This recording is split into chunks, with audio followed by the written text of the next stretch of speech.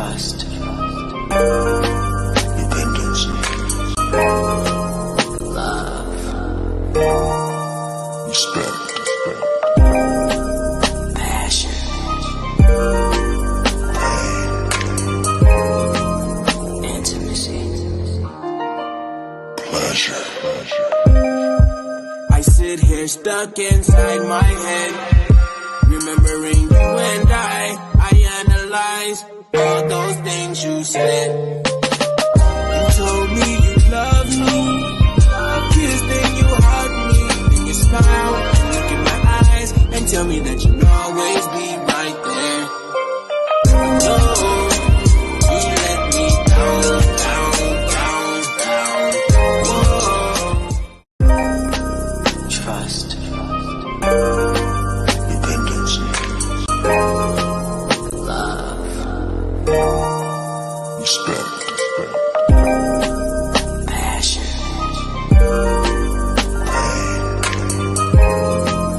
Intimacy. Pleasure.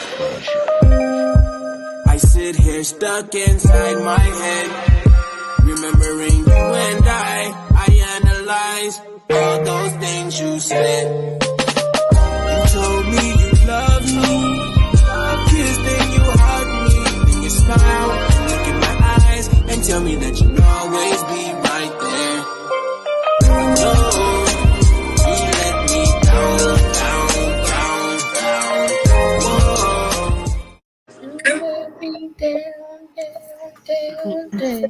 Damn. That's my song right there. Damn. Listen, somebody's gonna have to come sing that song to me, like in my face. Like that always have me ready. Come on, sing the song to me. Sing the song. Where your I love picture at, that Michelle? song. I love that song. Where your picture go? Who picture? Yours. We can't see you. You can't see me. I can see y'all. Hold on. You see me? I can see me now. You see me? I see me. You see me? What? I see you. What the hell? You might have to go back out and come back in. Oh, boo. Okay. Hey, Shar. So before we get into this thing, somebody got something going on. I hear the echo. Before we get into it, we want to say hi once again to our Sarkarians family because we are here unexpectedly. Okay, we is here one more time unexpected. Y'all was not expecting us to be on this Sarkarians page on a Friday night, just like y'all wasn't expecting us to be here on Tuesday. But here we are. You know what I'm saying? We are here live and in action. You got the aunties on tonight. You got the aunties. You got Auntie Michele down at the bottom. Pew, pew, pew, pew, pew. You got Auntie Genesis with her generic air horn. And we got our auntie in training, Natasha. Like that's a faster one. That's the faster one. Work on it. Yeah. And I love saying Natasha's name in the way they say it, Natasha. They put the R. Natasha. They put all of that on there when they say her name. So I love it. Cannot. She said you got to punch the button, as an auntie would say. Right. Punch the button. So while you guys are here, I need y'all to go ahead and hit that share button. If you have not subscribed to the YouTube channel, I need y'all to go ahead and do that too. Go ahead and subscribe. And what's the matter, Genesis? Neighbors. Oh, they getting it in? Girl, I don't know what the fuck going on. I was about to say put it on speaker so we can hear it. You probably will be a neighbor in a little bit too. Anywho, I just wanted to say I am your auntie Leo up in this thing. Look, we need one of those for real though. Right, I'm gonna get one. Watch. Yes. The upgrade, we gonna upgrade for real. One day y'all gonna see me do one of these. and you're gonna hear it. You're gonna hear it. You just And gonna so take it's my just poor little job away. I mean, yeah, No, but you've been doing a good job. you've been doing Auntie good. Yeah, You've you've been doing a good good, job. but I've you been be sticking up for you. delayed. I mean, that's what aunties do. Right. Aunties be behind. Yeah. We do. We do. Okay. Hey, Fuji la. Hey, Ooh la la. That's all that comes to my head every time I say Hey, his name. girl. We is in here. And we're going to have a conversation tonight about emotional intelligence. Yeah. There we go.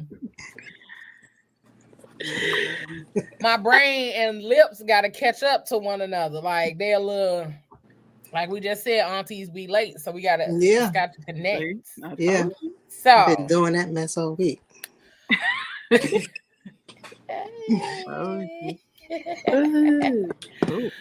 listen, make sure. See, this some auntie shit I just did. What'd you do? Because I had started uploading a video to YouTube at like 2:00, and it's still sitting here. I thought I uploaded it. It's still sitting here. I did not add my description, and did not go ahead and upload it. But we're gonna upload that later. And it's okay. We're just gonna save it as a draft. Yeah, you was multitasking like aunties do. Yeah. Baby, listen, the way I've had to multitask lately between working, doing both shows, getting ready to start the new Vibe show. Yeah. And doing DoorDash after work. See? You got that hustle shit on. That's what's up. Ain't nothing wrong with that. It ain't, but I'm over here like right. You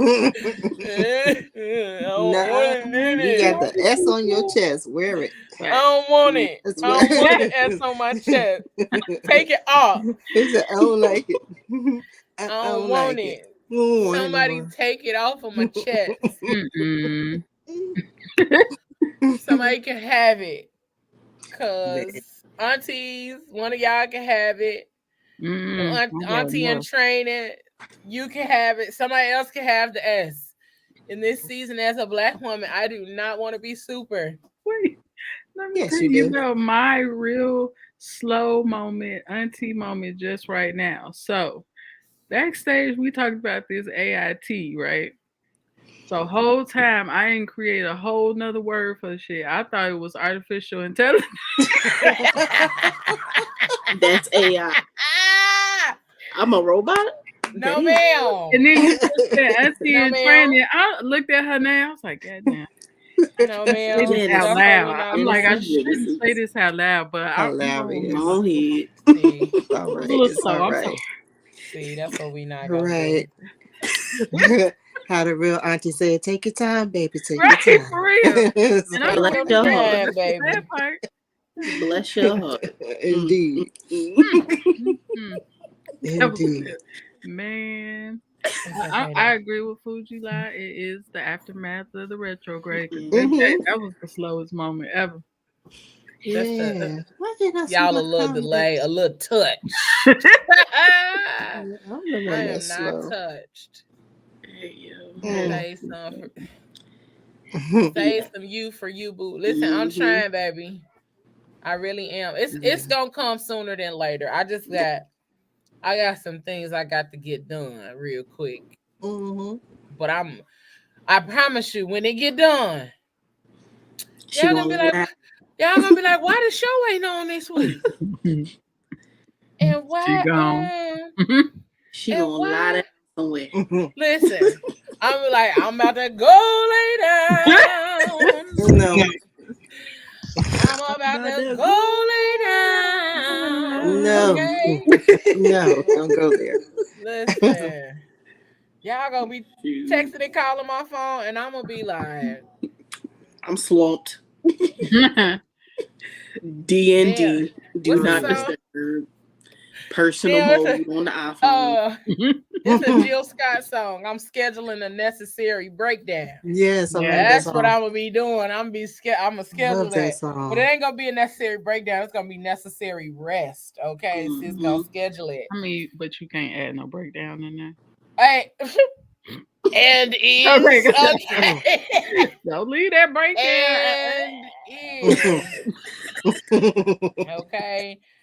Definitely gonna leave that necessary breakdown in there. I was just saying that ain't gonna be the purpose of it, but as it get cracking, it's going to go down. Okay, that necessary breakdown is gonna happen. So, y'all, those that know, you know what I'm saying, and so I appreciate y'all for knowing, and appreciate y'all for reminding me to take some time for myself. It's coming. I promise. I won't be walking around here looking like what I've been through in a couple weeks. I promise. That's the best part. That's the best part. No, listen, I told y'all, if y'all saw this hair up close in real life, y'all would be like, Leo. Girl. I'm in a bad need. Go lay them edges down. Girl, I can't talk about nobody head. Trust me. Go lay them sideburns down. That's sideburns. See this scarf on this head? Exactly. Listen, the way my hair just looking all, it's cute. But I'm like, ooh, the way I was looking earlier at work, I was like, oh, okay. You see how these locks leaning to the side? I'm covering up a big fro at these at the roots. That retwist coming soon. It's okay. Listen, I love your locks. I keep thinking at some point that I may want to do that, but the fact that I am not committed enough. Obviously, I'm not either, because it's been about almost a year for a retwist. So, yeah. I'm just letting them do what they do. She over there free forming. Girl. Yeah. Listen, you gotta be looking like the niggas in Florida in a minute. They gonna be pulling them one big ass lock. Yes. They gonna be trying to pull them things apart. She gonna be like, ah. Right. I'm like, just cut it. Because I'm telling you. That's what they do. They cut it. Yeah. They cut them. I'm surprised Sheba is still around, baby. Okay. She's flourishing. That's why. She was on her way to being a fade. Like right before this color got put in here, she was on her way to being a fade once again. And I just keep saying, no, I'm gonna leave her alone. I'm gonna leave her alone. But then other times I'll be like, you know what? Either you gonna get it together, or you finna be on the floor, okay? You finna be on somebody's barbershop floor. Yes, ma'am. Because I am the total opposite of what people think women are. I am not that girl. I have hair down my back all my goddamn life. And I am the girl that's like, it's just hair. Same. That's why mine's short right now. It'll grow back. Like, I swear. I done did this like 5 times. Damn, for real? Yes. Big chop every time. I'm like, take it off. So y'all think your head shape is ready for the big chop. I got a big ass head. Okay, my forehead. I do too. Lollipop. I looked at my dad's head and was like, lollipop. That's it right there. Yeah, I love Michelle's cut and hair when she wear it like that. I love when she wears her hair like that. Thank you. Not to say I don't like your other hairstyles, but that's my favorite. Like, okay. That's really my favorite. It's absolutely my favorite. Really? Like, yes, it's so cute, and it's just like it's simply cute, and it fits. It fits you. It fits you. It shows that sassy girl. Yes, cause you be in here like, wait, what the mouth be doing? Right.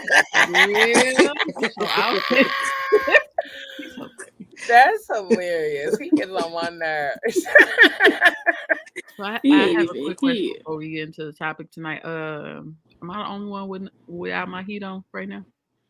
Everybody else No, turned I'm it cold No, too. I have mine. I'm Okay. kind of cold too. Yeah. Although I'll be seeing today this was little kind of chill nice little and thing slip in like this auntie shit, okay? Because yeah. oh, you said that to give us a warning if you throw that Y'all blanket see over me up your in this shoulder, like like a real auntie would. for real. I'm cozy. Y'all No look, I got judgment. my candles going. No Listen, Might be turning judgment. my electricity off, but don't worry about that part. Right. Stay focused. Don't worry. focused. It's all right. Nah. All I was right. definitely about to throw my little crop top hoodie on just for the long sleeves. Girl. Man. I love hoodies. You know. Oh, this a good one. Hold on. Underlay, I mommy, ain't got this damn yeah. song in my head. All I hear is "Go lay down" in my head right now. Right. Listen, That part. Not your intuition. look at Cass. She's silly. Oh, look, her face made my mama night. What? She's so goofy. But we finna get into this topic. Yes, ma'am. That's Because in the world we living in right now, it is a hard task to find somebody who is truly emotionally intelligent. And I'm not going to say it's hard to find somebody. It is a hard task to find somebody who's aware of their emotional intelligence and shit like that. Intelligence in general, shit. Yeah, that part, but that too. That's another episode. it is. Yeah, On the we can next get episode of the Fat Girl Chronicles After Yeah. Dark. Common You know what I'm sense don't be saying? common. Girl, deep and wide, deep and wide. That's what he said.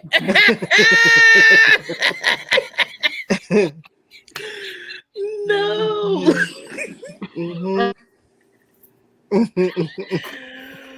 Oh, sorry, y'all. Sorry, y'all. Auntie Leo been a little. She a little. But anywho, so emotional intelligence, as I looked up the definition, because I be trying to make sure I give y'all the right things to be talking about.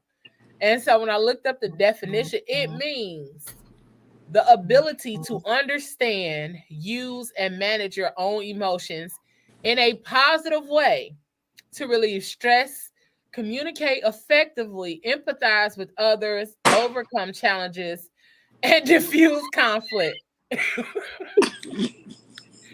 I can't even see what's happening, but the sound made me jump on the inside. It's not okay? even the sound. It's Don't the even. manner that she came back after she did the shit was like, I can't even see because I was up here reading.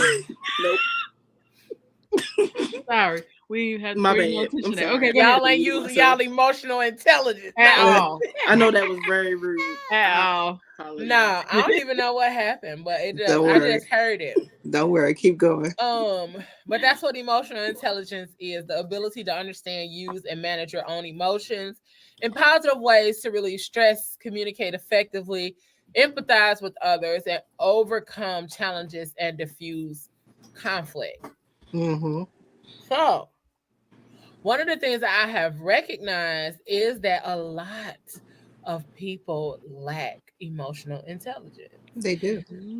And it's not the part where that they lack the ability to understand and use their own emotions in a positive way. It's the other part that they lack the ability to communicate effectively.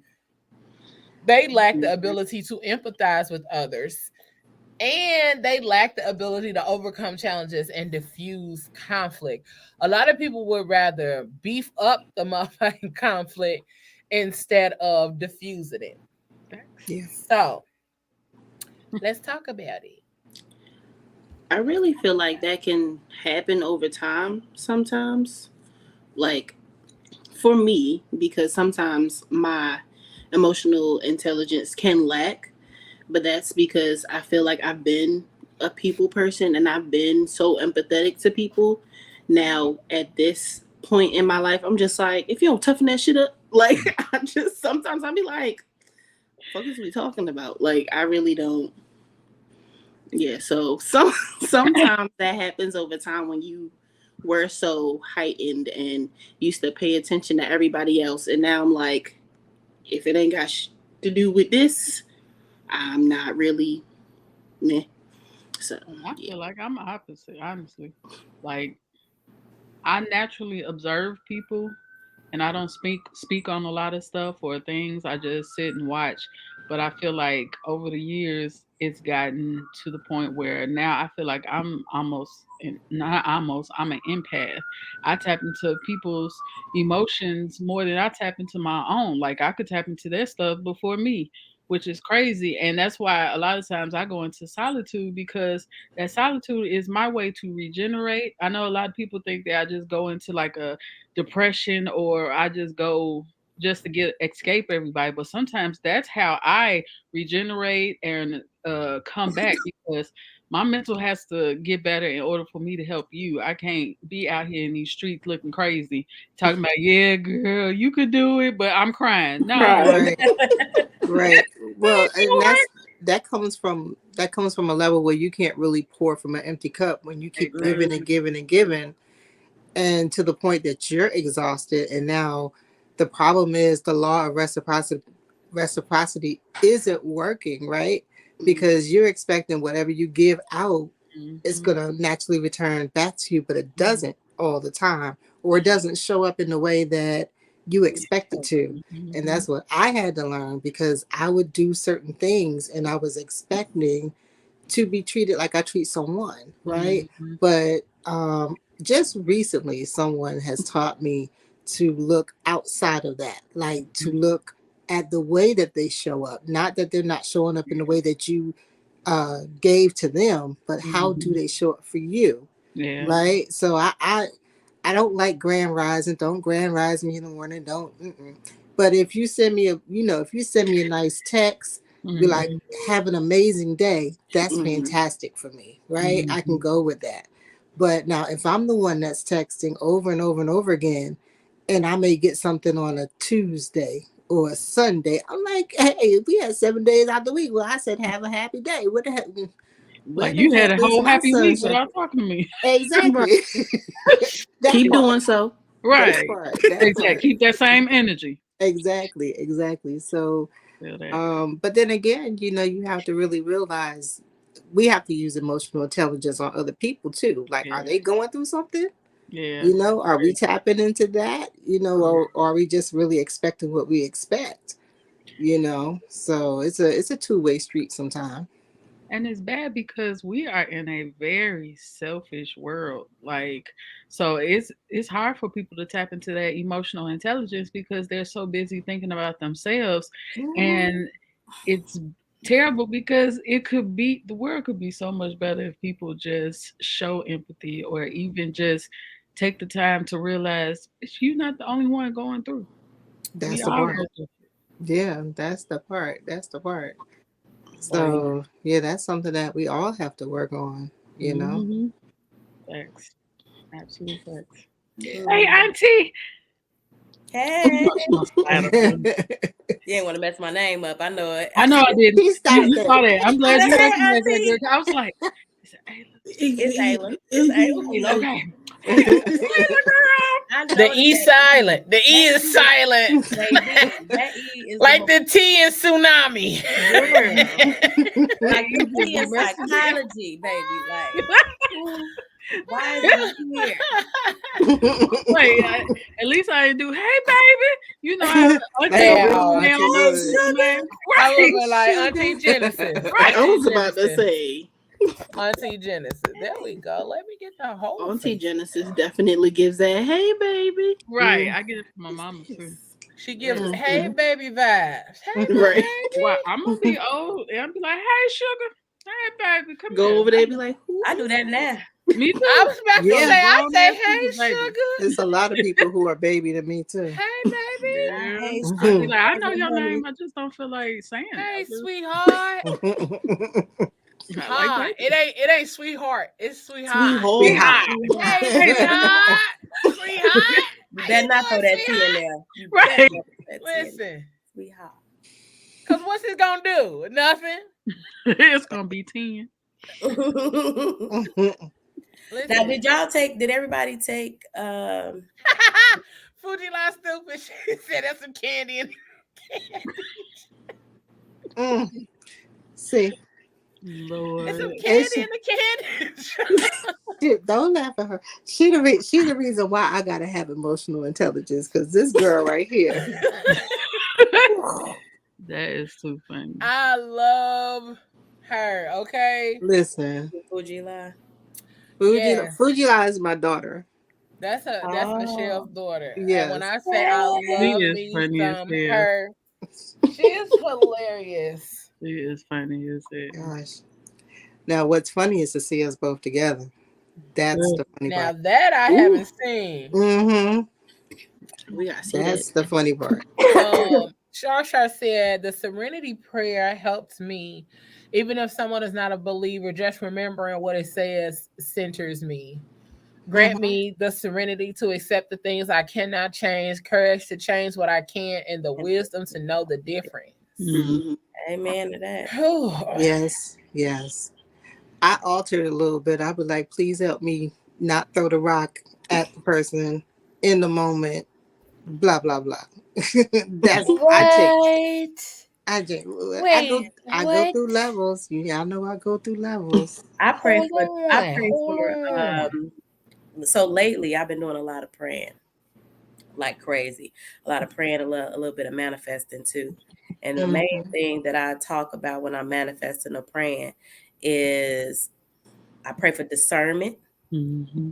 And I also pray for the ability to know myself enough to know when something isn't fitting right with me emotionally or spiritually. So then I can either remove myself or at least make it plain and say, look, this is whatever's happening here is not working for me.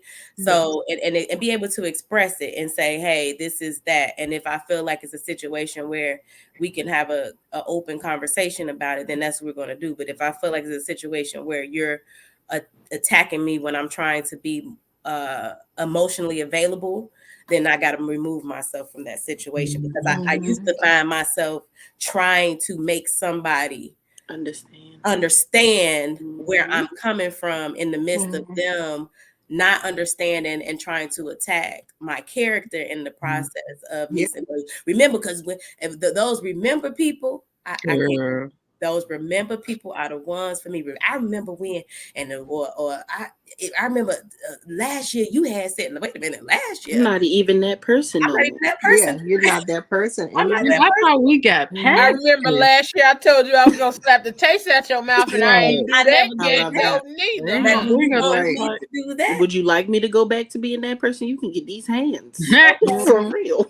Both. Yeah. Both. The hands will help you. The hands will help you. If my words did not, the hands will. Oh my! But see, there's a part where you have to get to a part in your life where you start to tell yourself to honor your soul, right? Yes. Because your body will tell you, like Ayla was saying, your body will tell you when it's time to remove yourself, when it's time to shut it down, and all this other stuff. So I will say it. You will always hear me say it. Honor your soul, whatever it is. Like, I could be at a party and I'm done at this time, and so I start jingling my keys to let people know I'm about to go. You know what I'm saying? Don't leave now. No, my soul says I need to leave. You know, I'm the friend that's like, I'm ready whenever y'all ready. Indeed, that's me. Yes, walking through the door, I'm ready. I will like, you know what I'm saying? I don't want to be the party pooper, but I will let them know, like, hey, I'm ready whenever y'all ready. I'll be over here. It can be 5 minutes. I'll be like, yeah.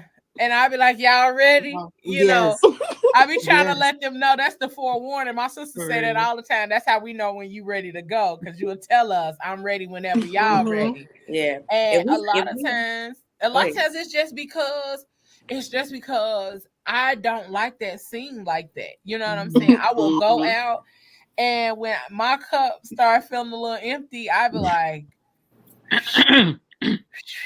Yeah. Right. Hootie hoo. That part. Yeah. Hootie hoo. That's it. Can I get a That's my call. refill? That's my call. Yeah, I have keys on a one of them little Bungee swirly things you cord. put on your wrist. Yeah. Yeah. You be like, Fuji Like a Live World, lane. she'll watch me. She'll watch me take the keys out my purse and put it on my wrist. She already know what time it is. She'll be like, I'm oh, ready to go. yeah. She'll be like, oh, my mommy's ready to go. Yeah, but I love it. Signals. The body. She said, or when you ask somebody, what you plan on doing after this? AKA, time to go. So, what you doing after this? Cause Right. My go-to is what you want to eat when we leave. yeah, look, that'll get me going quick because I'll be done telling you I want some lemon pepper chicken wings. Let's go right now. So Okay. before it closes. Asia said, absolutely, that intuition doesn't lie. Mm-hmm. And then Shar said, if you want me to remember, I'm gonna remember the stuff you want me to forget. So don't remind me about shit. Okay. Exactly. That part. And that's the thing. And I said that in one of the videos I just posted recently, is that, and I had to come to this point where I am not going to let people hold a version of me that they have in their head against me. Baby. I have grown, okay? And because that's the version, or whatever the case may be, however we interacted, and that's the version of me that you have in your head, baby, come back around. You can get to know this new version if you want to, but if that's what you're going to hold on to, then you can't be here. You can't be here. This is a whole new woman. And hell, the woman I was last week ain't the woman I am this week neither. So therefore, you either get used to the fact that I am ever growing, ever changing, and ever evolving, or you can hold on to that version of me. But what you are going to find yourself in is in a screwed up ass duality and reality, because that shit don't line up. Yeah. And what is it called? Yeah. Shit, I can't even. Cognitive dissonance. That's what that is. That's what it's called. Mm-hmm. Come on, psychology, come to the Hold on, let me go Google this. Cognitive dissonance. I remember exactly what it means. It means I'm gonna read it because it's basically like where two things cannot exist at one time. So your mind is fighting the other. You know what I'm saying? Your mind is going to continue to fight this version of what it is. It says the state of having inconsistent thoughts, beliefs, or attitudes, especially as relating to behavioral decisions and attitude change. So whatever you think you know about me, it don't exist no more. So this Tiffany and this Tiffany are two different people, or as y'all know, this Leo and this Leo are two different people. You know what I'm saying? And so they don't line up. These people are two different, and they exist in two different times and two different places. So you can continue to hold this version of me in your head and think this is who I am and who I'm going to continue to be. But this version over here trying to thrive and flourish and all this other good shit. No, I take that back. She's not trying. She is over here thriving and flourishing and doing all that. You're gonna have to hold that other one in the distance, because I don't need no more, baby. Move around. I mean, bringing it up. Me and her be over here like, for real. Well, as you know, I be walking away. You know, because you have to. Because we gon' part, sis. We is gon' part. I'm finna and go that's over okay. here. Okay. But how do you convey that, or how do you get over the challenge? Let me flip it to not a sister vibe or a friend vibe, but if it's your significant other, because a lot of times your significant other doesn't move or doesn't flow in the same direction that you flow. They don't. Sometimes they won't accept the fact that you're growing, and you may be growing out of the person who they fell in love with. Are we talking about like a spouse, like in a marriage, or are we just talking about boyfriend, girlfriend? It could be both. I mean, because that issue is present in both situations. I've seen a marriage fall apart because one person grew, the other person didn't. And when it came to the emotional intelligence part, the person that was growing didn't know how to explain really what was happening.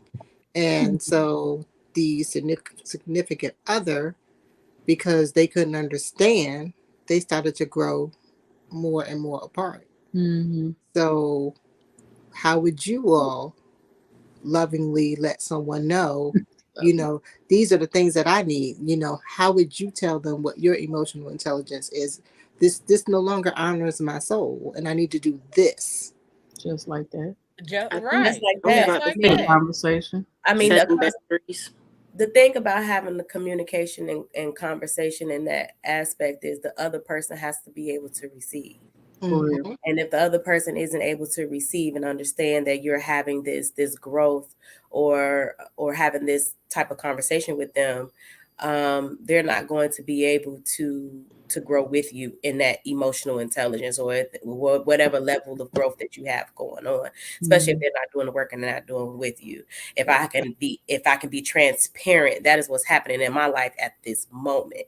I am currently separated from my husband because there is an emotional disconnect of communicating effectively and say, this is what I need. And then him hearing what I say I need. And I'm saying it. You see how I'm talking to you guys now? I'm not saying it in this irate manner. It does get there, but it gets there after I feel like I'm being overwhelmed with stuff and emotion that I can't deal with. So I'll say, hey, this is what I need, and this is what I'm asking of you. And I just need you to do this for me. And either he will go and say, okay, I got you, but then turns around and do the same stuff over and over again. You have to keep repeating yourself too. Right. And I'm instead of repeating myself, or it became a point where he would say, he'll start gaslighting. So it was like, well, you want me to do this, but I got this, that, and that, and that, and that. And I'm like, okay, so everything else is more important than me in this marriage right now is basically what you're saying. This is what I'm hearing from you. That ain't what I'm saying. Okay, so explain to me what's happening. And it became a circle. So sometimes you can have emotional intelligence on one end, and if you don't have it on the other, it's going to always be that clash, no matter the relationship, marriage, boyfriend, girlfriend, shoot, parent and child. Right. Yes.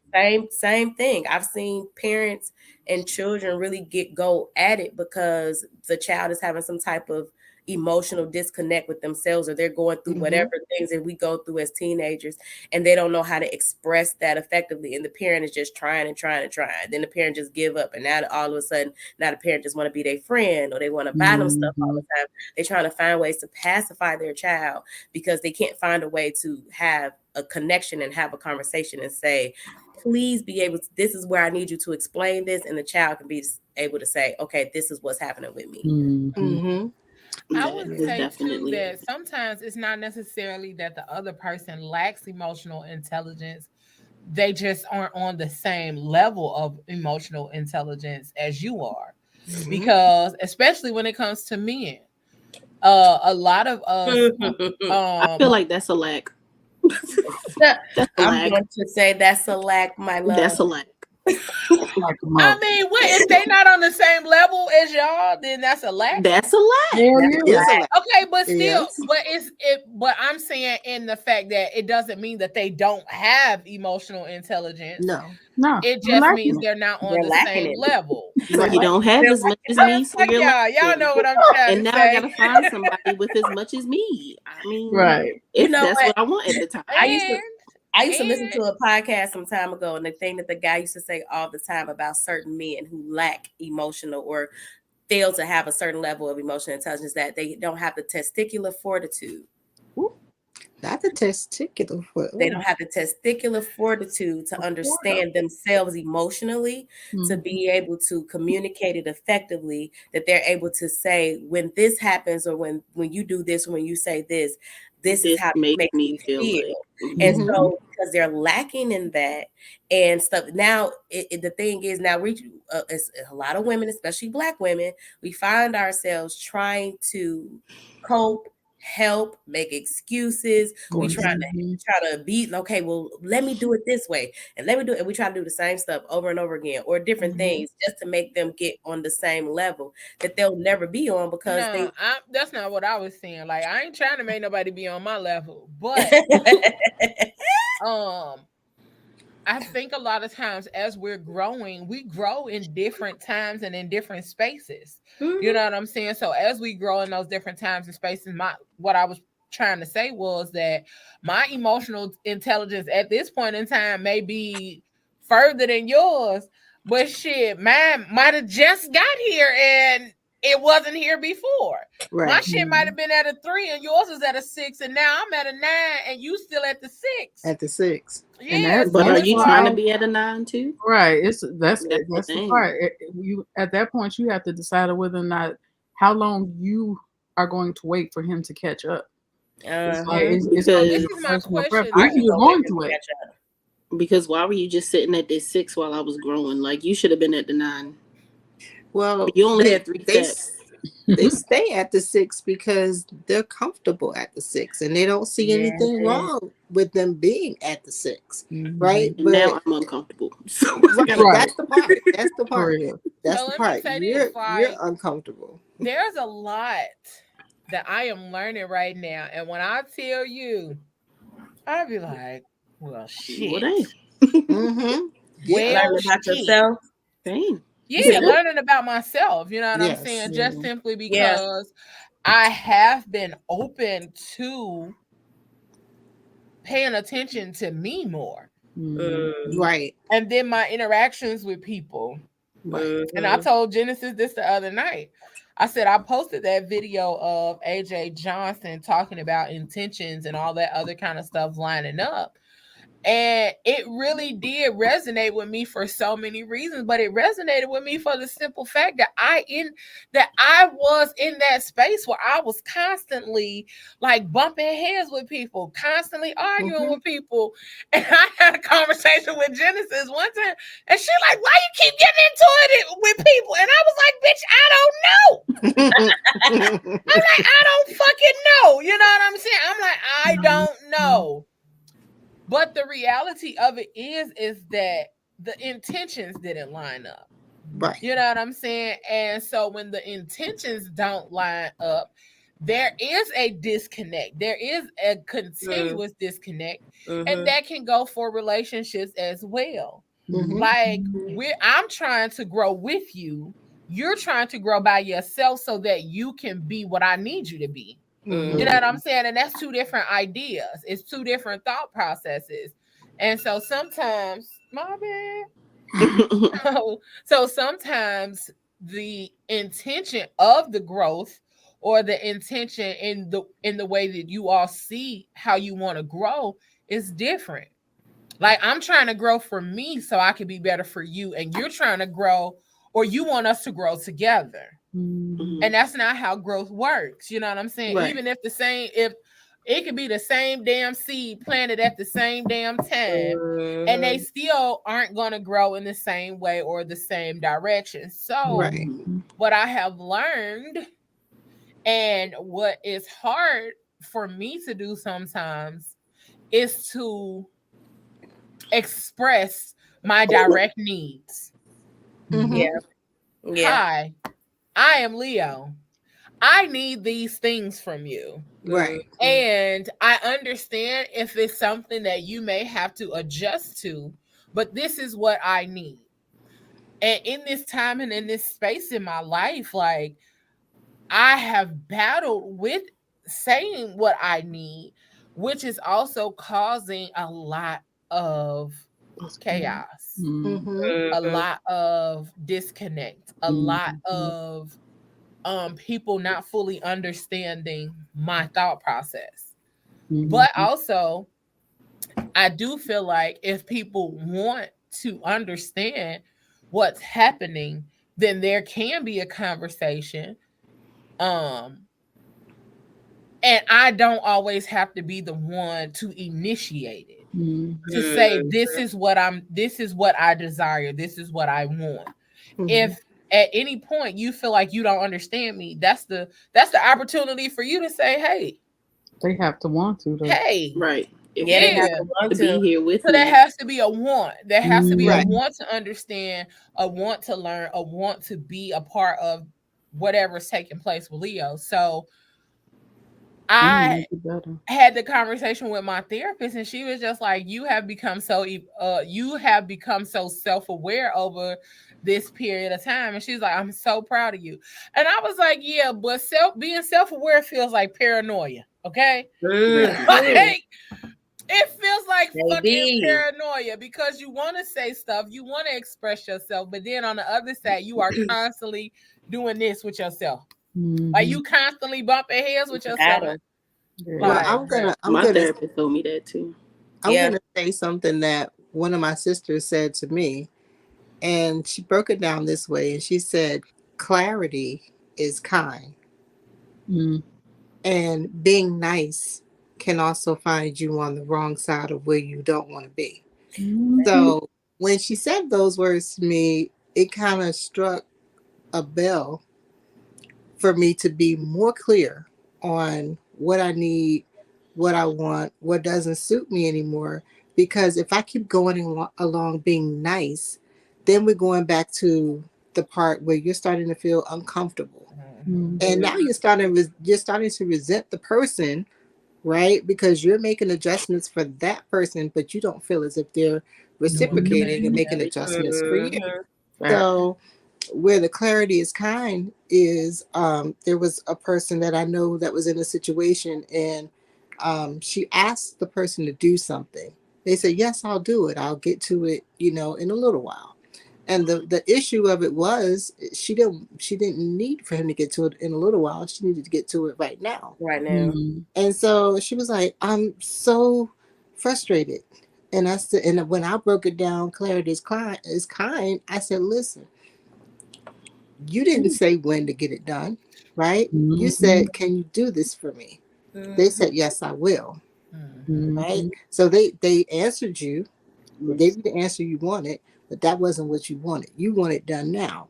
So where clarity is kind is, can you do this within the next hour? Because when you do this in the next hour, I need to do this, this, and that.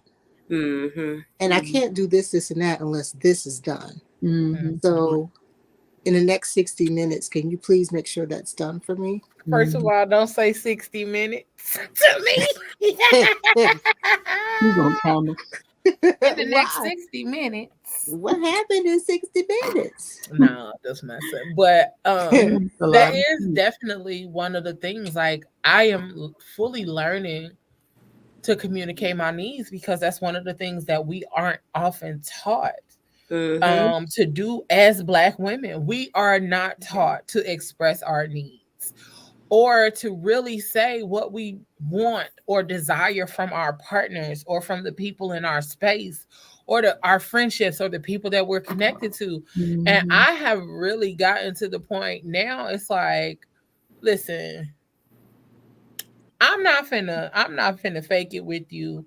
I'm literally gonna tell you what the fuck it is. Like, I'm gonna tell you what I need. And then if I feel like, you know what I'm saying, that I did not fully express myself, like, you know how you say something and then you gotta go back and think about it, and then you be like, all right, well, let me go back and say a little more, because sometimes we don't. And I think in this, I know that in this time and in this space of my life, like, I really just want to be heard, to be cared for intentionally, you know what I'm saying? And genuinely. I don't and organically. I don't want it to be forced. But also what I am learning about myself is that trying to not make things happen.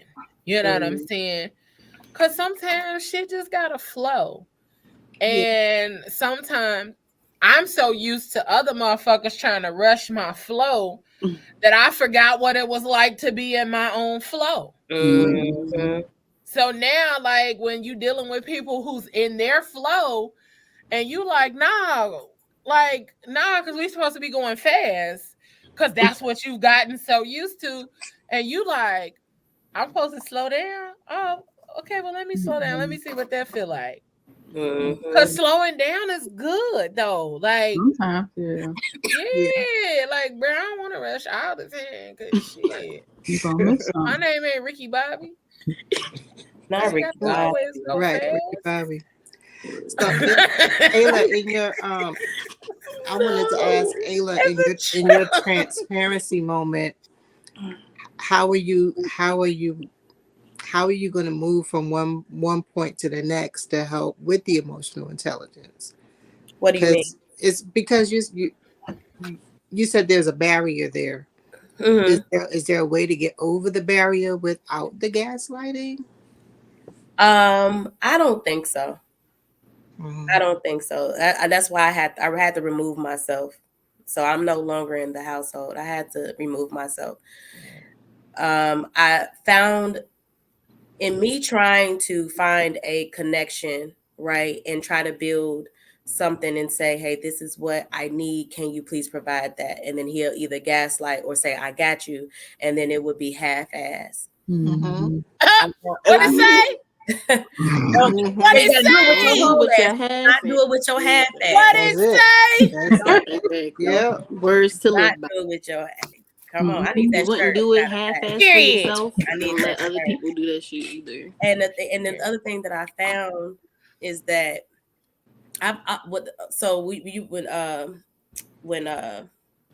Leo, I want to call you, but when Leo, when she was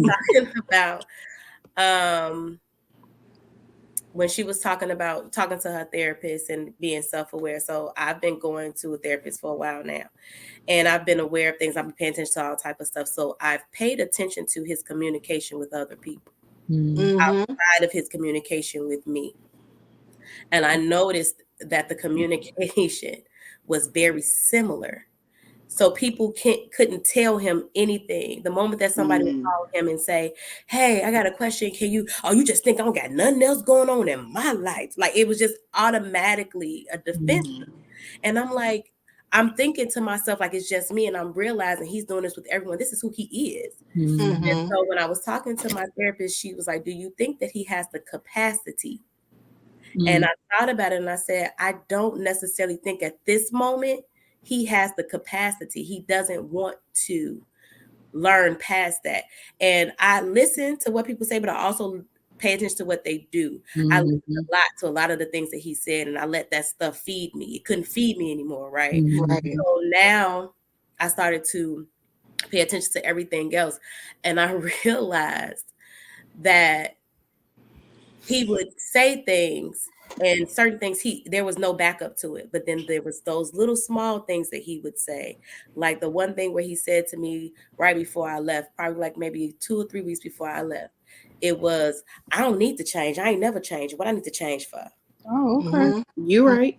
Oh, right, exactly. You by yourself. Say And less. I said, okay. Say less. I'm like, you don't think there's nothing that you need to change? I mean, I already done stopped doing this. What else I need to stop doing? And I'm like, it's not about you stopping. It's about growth. Like, there's things that you say you want to do with your life. And I'm trying to help you to achieve those things. So how we going to get there? We can't even have those conversations without it being an argument or without it being, I'm trying to change him or I'm trying to do this. I'm trying to do that. And I'm like, I'm not trying to do anything but help you get to the next plateau, baby. I'm trying to grow. Right. You say by the time we in our 40s or 50s that you want us to retire and be living on the beach and having houses here and here. How we gonna get there? What's our plan? What's the plan? Right. You're saying all this stuff, but there's no plan. It's just all these little to-do list things, and none of it's getting done.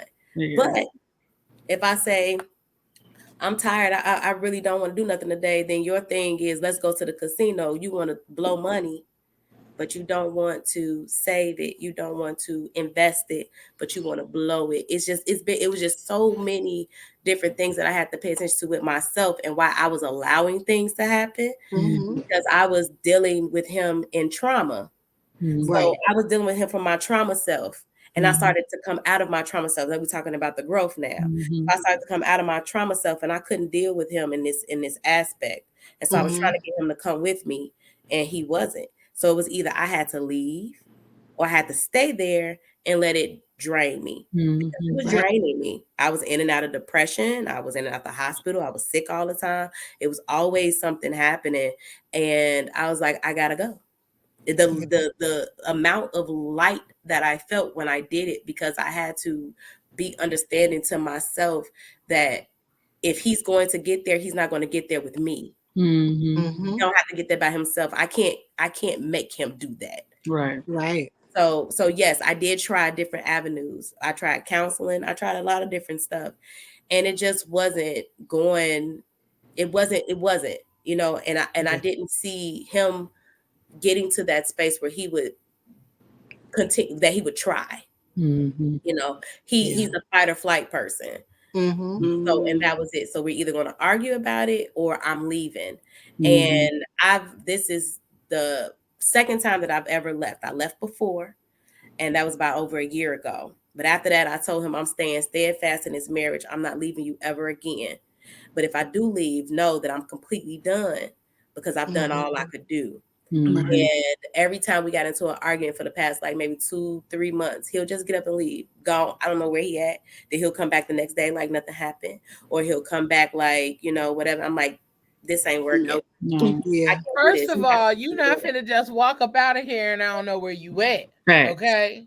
If I don't know where you at, you stay there. Okay. And For real. I was like, you're just gonna have to. Now, a few times I did know where he was at, but at the same time, it was the audacity for me. And dismissiveness of it.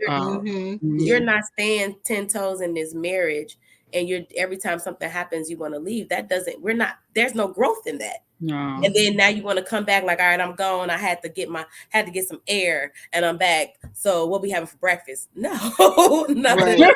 It doesn't go that way. Videos. Like air. I already ate. You better figure it out. I definitely just made me some shrimp and grits. I don't know what you gonna eat. For real. Oh wow.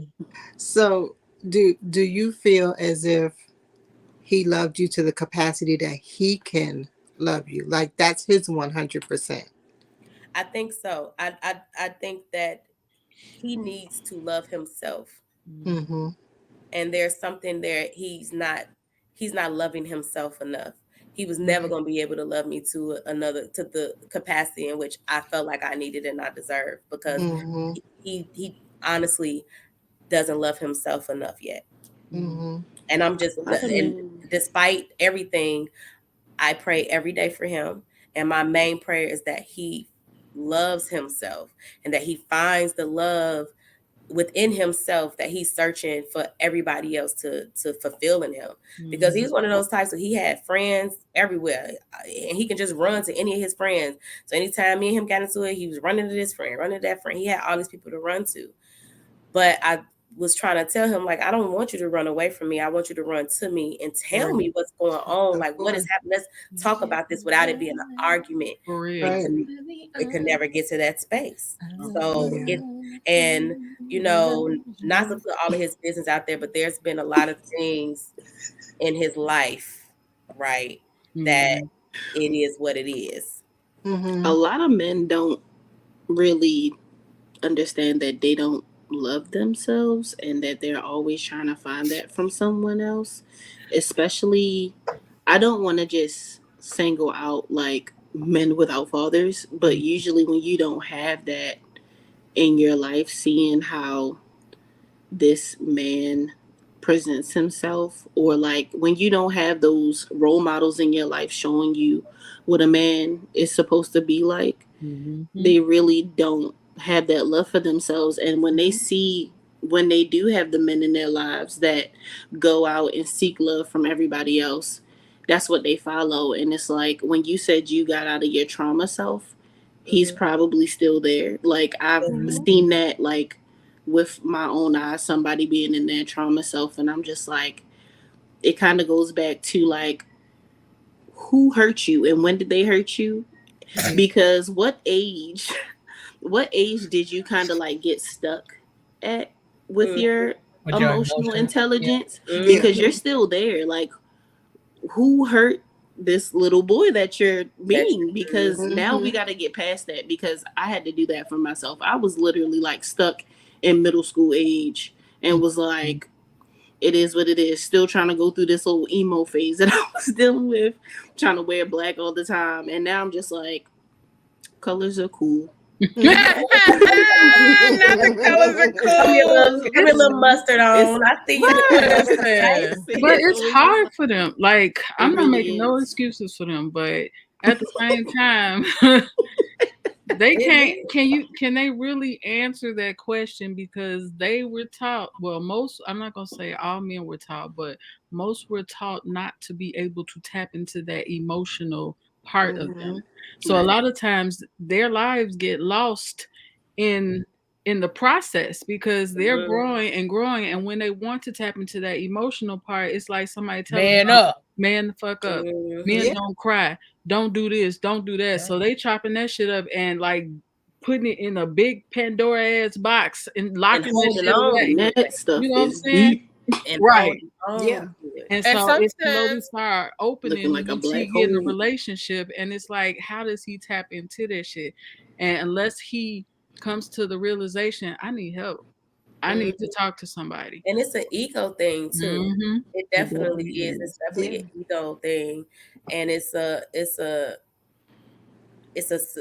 want to say a societal thing. It's the people that they're around too, because I can honestly say that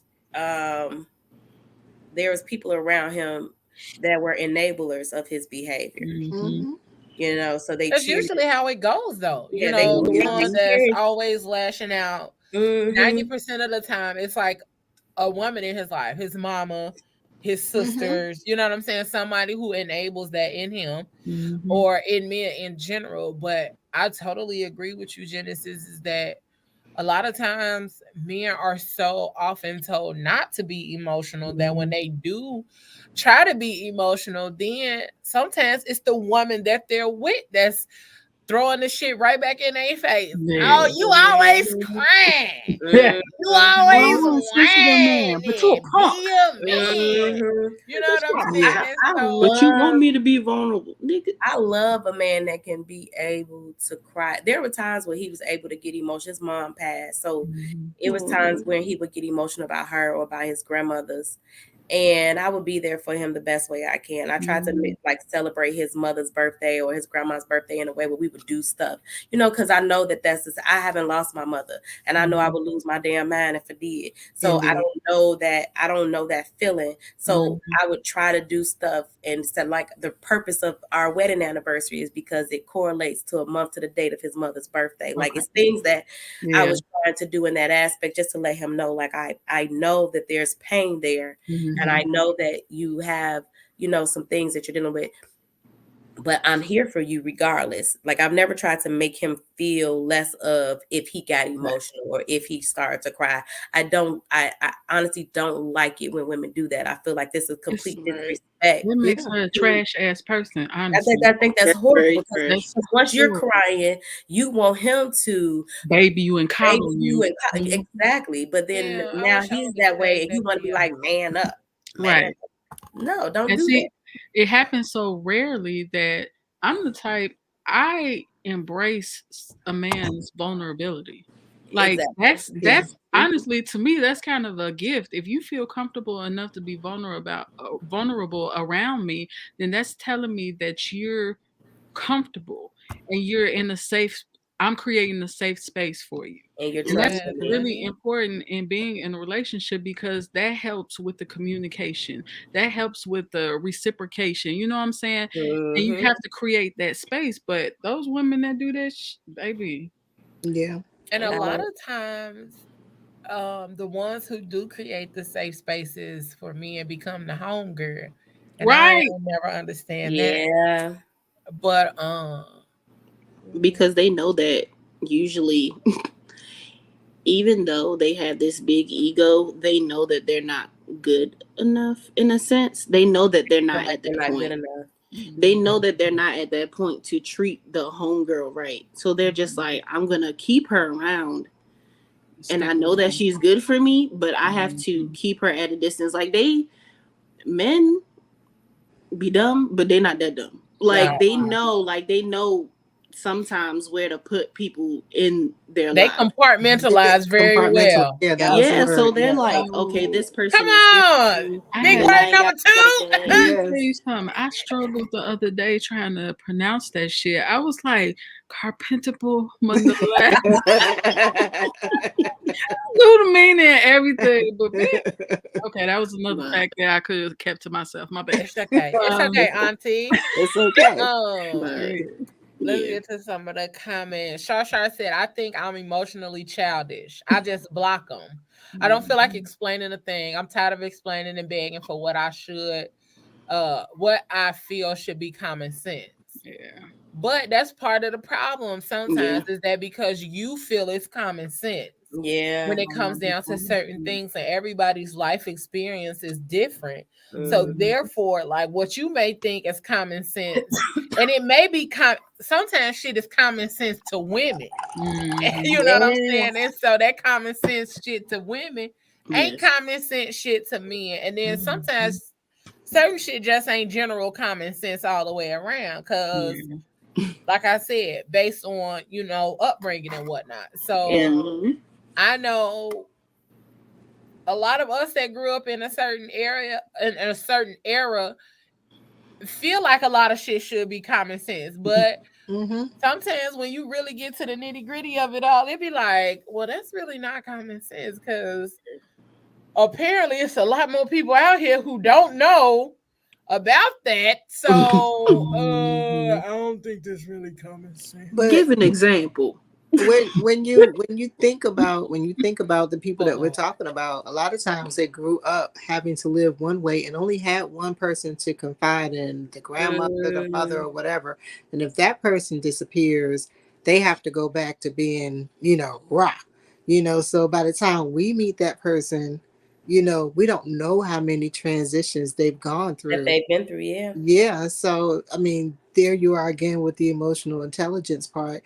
The test itself was so funny because we just had to figure out, faces and stuff like that. And I got a couple wrong. Me too. I'm like, they face looks. Me too. And I realized I was like, I got the very first one wrong. Me too. Like, what? That's what that's not what that looked like. That does not look like fear. They need to create a black people test. Because they the had fear on our face look different than the fear on her face. But yes, they needed another black girl because we needed somebody to do that on one of them. I was like, we needed somebody to give us the sister girl look, and she was giving us some kind of look.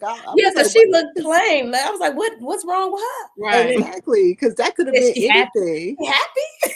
And I realized that when I was taking the test, I realized that I kind of had to go into a, like, something clicked in the middle of me taking the test. And I was like, I got to shift gears in a sense. Like, it's not what I see on a regular. It's, I guess, in a sense, with everybody. I got to mix up the cultures in a sense. Because my mind was like, that doesn't make sense. And then I was like, wait a minute. And I started, like, processing what the face looked like out loud, and I was like, oh, that might look like this to that person. And that's when I started getting more right. And I was like, this is dumb. But you couldn't just look at it at first glance. You had to look at every process. They broke down like, oh, if their head tilted to the side, if they got the mouth squinch. Yes, exactly. The eyebrows, the chin, the jaw is extended. I giggled at myself because I must have clicked the one that looked like love a couple of times. I was like, well, that's why the hell I can't find, because I misinterpreted what they was like, no, they just amused. Hell no. She like the whole shame look, and she like, that's love. Like, that's love. That man was actually prideful. He was actually prideful. She said, now that's shame.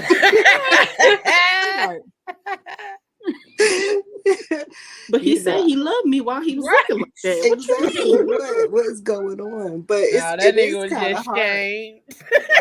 Right. It's kind of hard to read the room. I read something.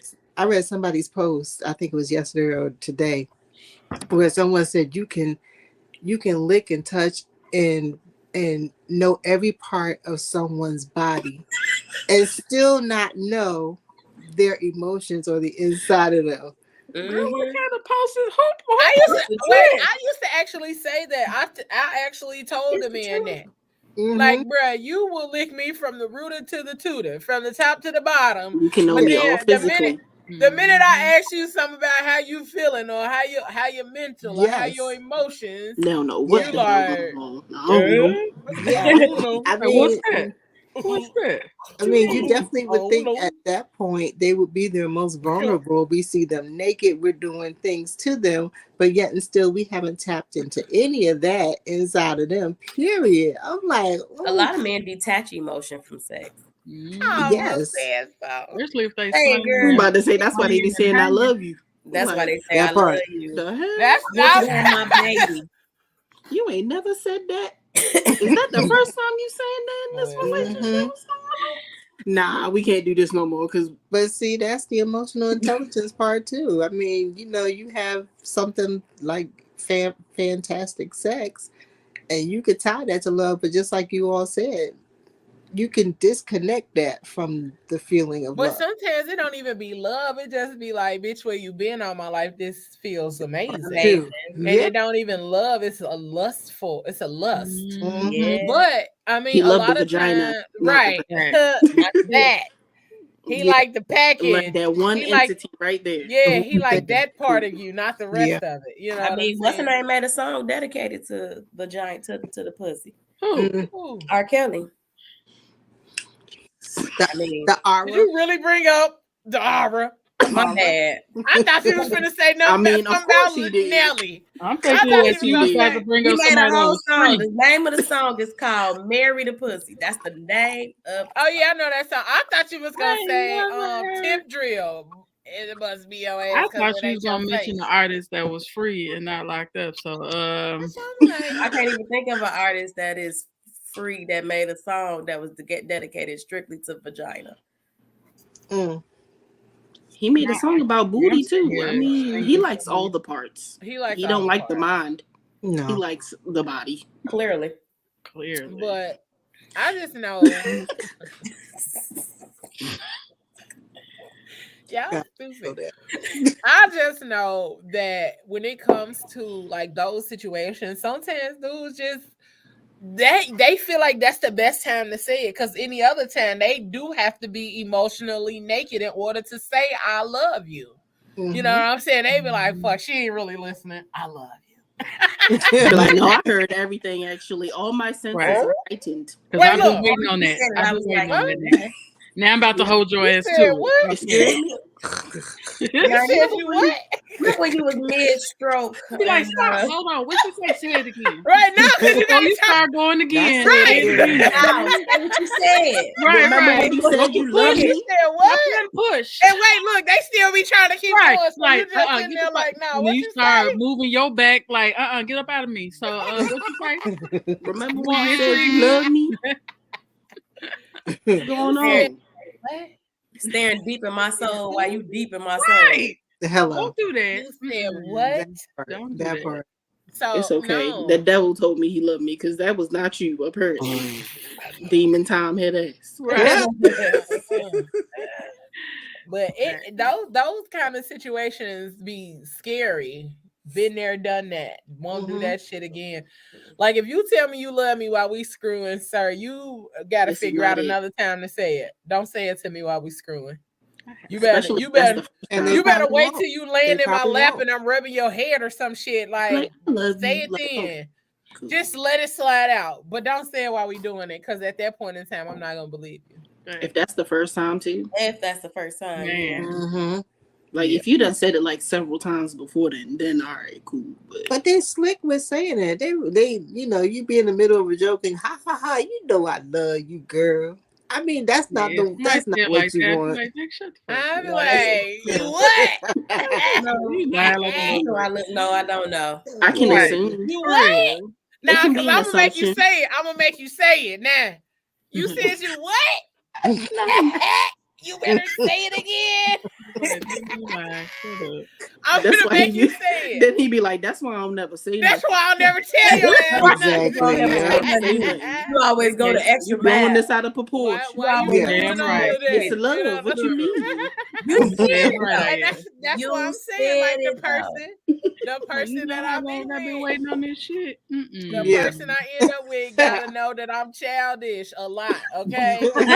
Like, I really am that person, because if I'm fucking with you in that way, and you say some shit like that, you trying to be slick and try to slick tell me that I love you, I'm a slick embarrass your ass. You what? Gonna say it. Gonna say it. I'm gonna be all in your face, like, say it again. I'll be out here like, make me say it again, boy. I'm, like, all kind of shit, like, because don't slick talk me, nigga. We gonna slick talk. Let's correct. Okay. Okay. I'm a slick talk you too.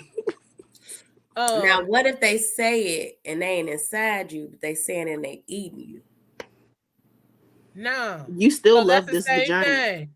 You still in hair. I'm grabbing that hair and like, what you say, nigga?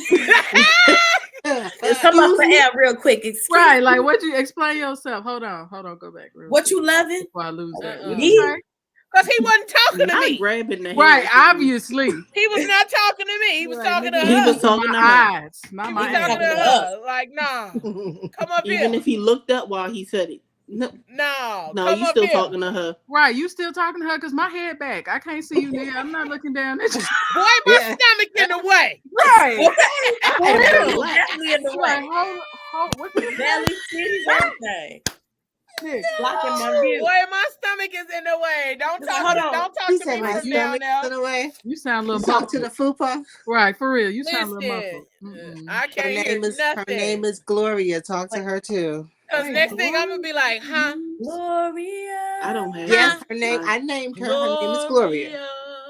I don't have my Gloria. I think mine is Coco because girl, why? That's mine. Her name. I'm in love. Sometimes people be sharing. It's just Aquarius. It's an Aquarius thing. Because I got an email called Taste the Cocoa, and I had that in high school. No, college. Let me find out you was the ghetto girl going to the interviews talking about.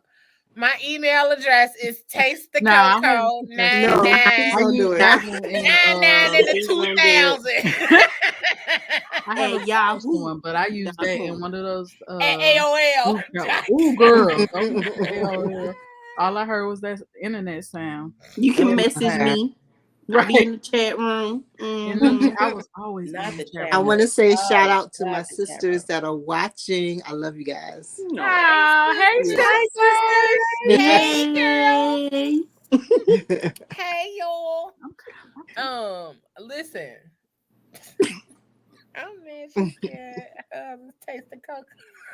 Oh, good. I still use it for junk Taste mail. the Cocoa at 9. You gotta use it for junk mail. Like, I want them promotion codes. Man, for real. Them for my regular. Yeah, I got you. I be sending don't send that my birthday coupons to my junk mail. Thank you. Facts. Thank you. Let me go ahead and get this free burger. Oh, yeah. Listen, free dessert. Where? I'm still gonna collect my wedding anniversary rewards that I got. Oh, there you go. I would too. You deserve it. I deserve. I have a question. I deserve. I have a question. Give me some examples of when you first meet someone and you want to explain the things that you need as far as emotional intelligence. Oh, that's a struggle. Yeah. Because I'm gonna tell you why it's a struggle for me. Because most of y'all know me pretty well, and if y'all don't know me pretty well, y'all are learning me. That I'm very expressive when it comes to like how I feel about people and things, and I say I love you effortlessly to people, you know what I'm saying? Because I said 9-10 times, okay, love y'all, that, you know what I'm saying? Because I do.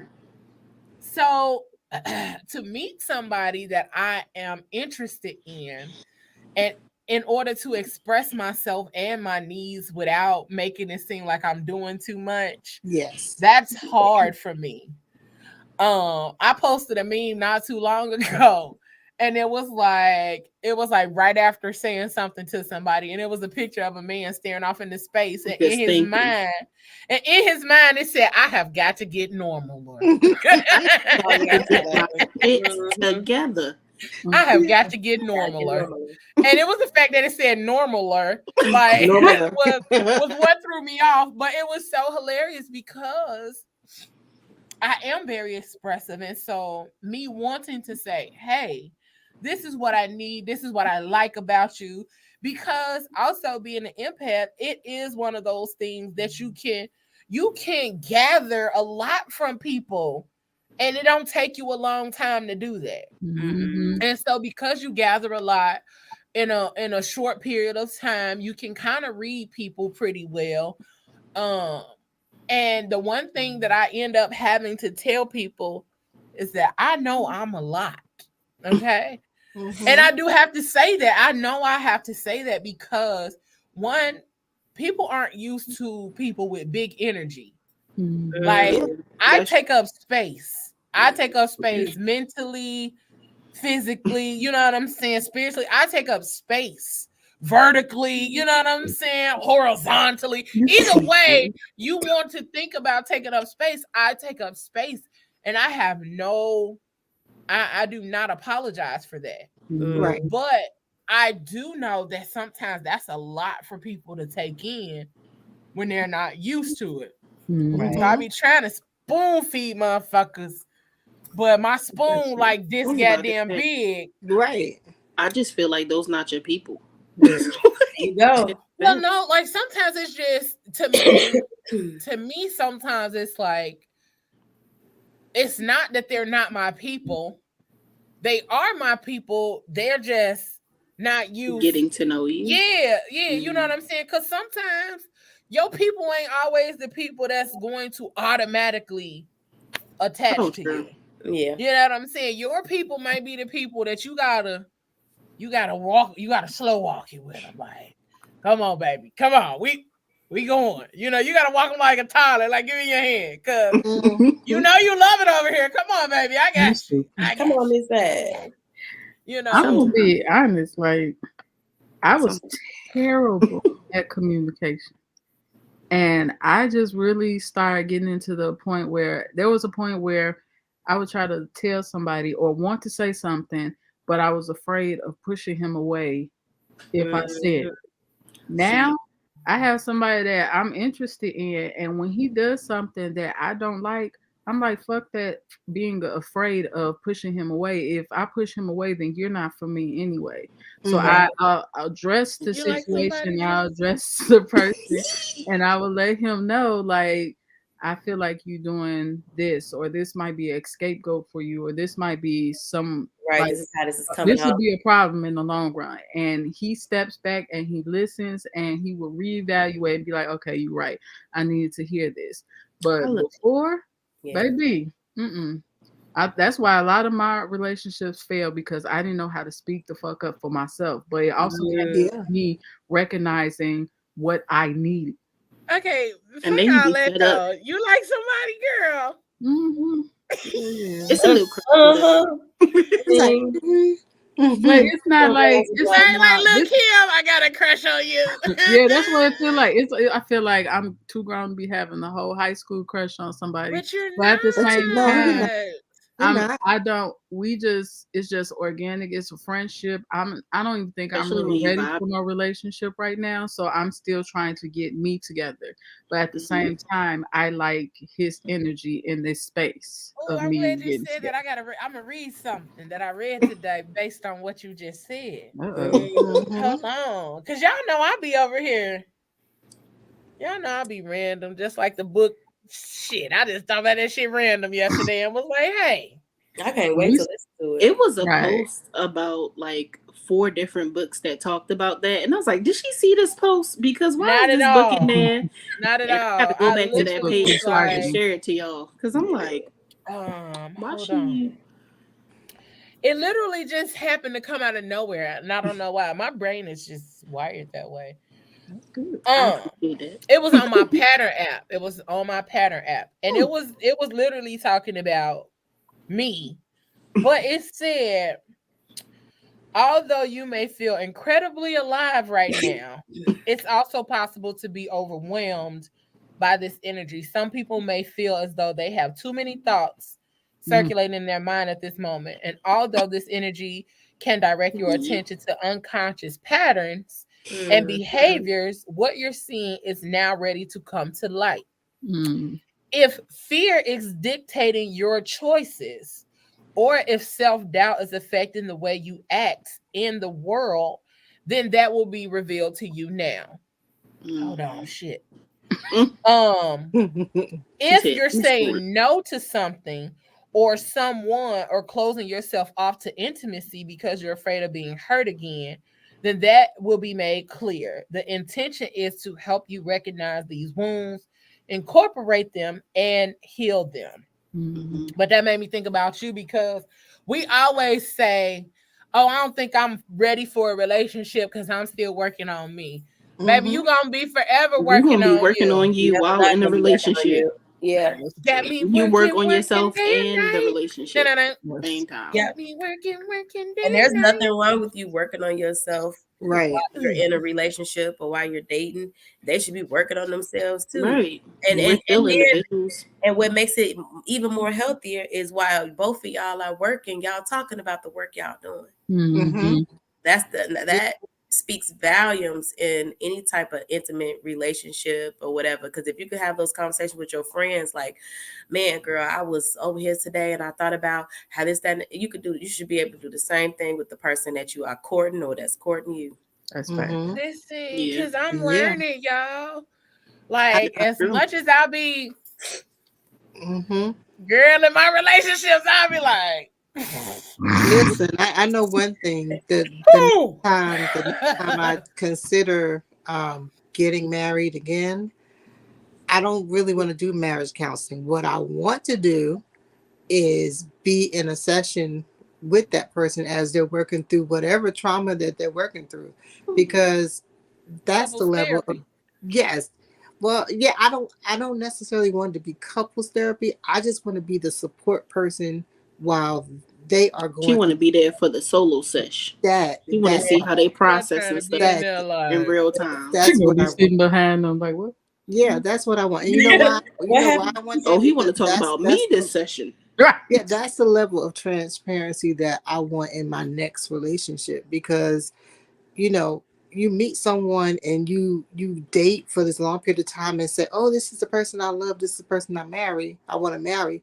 But then you get into a marriage situation and you can totally see a different person. You can see a whole new different person. And as we're going back to the emotional intelligence thing, now you're in this committed relationship, whether married or not. You're in a committed relationship, and how do you work through that now? Because now you're seeing some shit that you didn't see before. Like none of that became manifest. So you wake up and you're like, who the hell is that? You know what I'm saying? Because that wasn't the person that I was talking to for 2 years and was dating. So for the married people, how much different, what was the level of transition from a regular relationship to the marriage? So what I know, I'm not going to speak on everybody else, but for me, and then for people that I know, what ends up happening is everybody has an idea of what marriage looks like to them. And when they go into marriage, this is the role that they put into what they think it looks like. And oftentimes a conversation beforehand isn't had, or there is a conversation that's had and the one person is not being transparent. Or you got one person that is being accommodating. So they're like, oh yeah, let's do that, let's do this. Yeah, sure. Just rolling with the punches. Okay, cool. But then once you get married, it doesn't end up being that way. It becomes a complete switch. Like something flips and then they're like, "Gotcha, bitch," and then I'm really bitch, I ain't this gonna person. accommodate your motherfucking ass all the time, okay? You know, it becomes. I'm really here for life. I gotta do better. It's like I can no longer accommodate you because I need to be accommodated as well. Right. Get your shit together, sir. Exactly. So is there another, like, okay, for second time around, if you guys decide to get married again or pursue something else, is there a certain what changes would you make in that pursuit or in that situation before you get married again? So for me, which I'm real happy that we are having this conversation about emotional intelligence. Back to the outset when I said honor my soul, as soon as something starts to not feel right, you know what I'm saying? We're going to have a conversation about it. And then my expectations, right? And my boundaries too. Because I of course, I'm going to love the person, you know, and I want to adapt, but there's only but so much adapting that I really want to do. You know, I don't want to lose myself in a relationship again, right? Because you end up wanting to please the person, right? You want a happy home, you want a happy marriage, and you become almost like this yes person, like, well, okay, you know, I'll do this, or okay, we can do that. You know what I'm saying? But inside your soul is like, oh, I don't want to do that. Like, that sucks. That's a bad idea. I don't want, like, who made that shit up? You know? So I don't want to do that. And so I want to see things grow organically and authentically as we're getting to know each other. And I mean, I'm talking real shit when I mean we need to go to counsel. I need to see you in your solo session. I need to hear your responses. But also because I feel like sometimes people adjust because you're there. Like the authenticity may not be there because you're there. It could be. You know what I'm saying? Like, because if somebody was sitting in on one of my sessions, I'd be like, I don't want them hearing on my why business. you here? Why is you here? Like, that's like when your parents used to go to doctor appointments with you. Right. That's like when your parents used to go to doctor's appointments with you. And you used to be like, oh, yeah. Are you sexually active? No. Exactly. That's one of them. No, daggone well, you popping it. When the last time you had sex? I have never had sex, doctor. Right. I've never even thought of the thing until you just said it. What are you? Right, like what is that?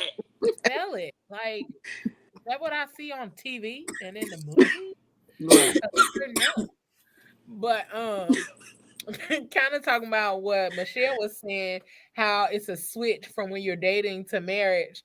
That reminded me of my ex. He used to always say, no, we need to live together first because I do not want to wake up in the middle of the night after we didn't get married and you in there sacrificing chickens. Hello. He said, I need to learn you in this space consistently and regularly because I am not waking up, coming in here and you got a whole goat hanging from the ceiling. He's like, nah, it's just.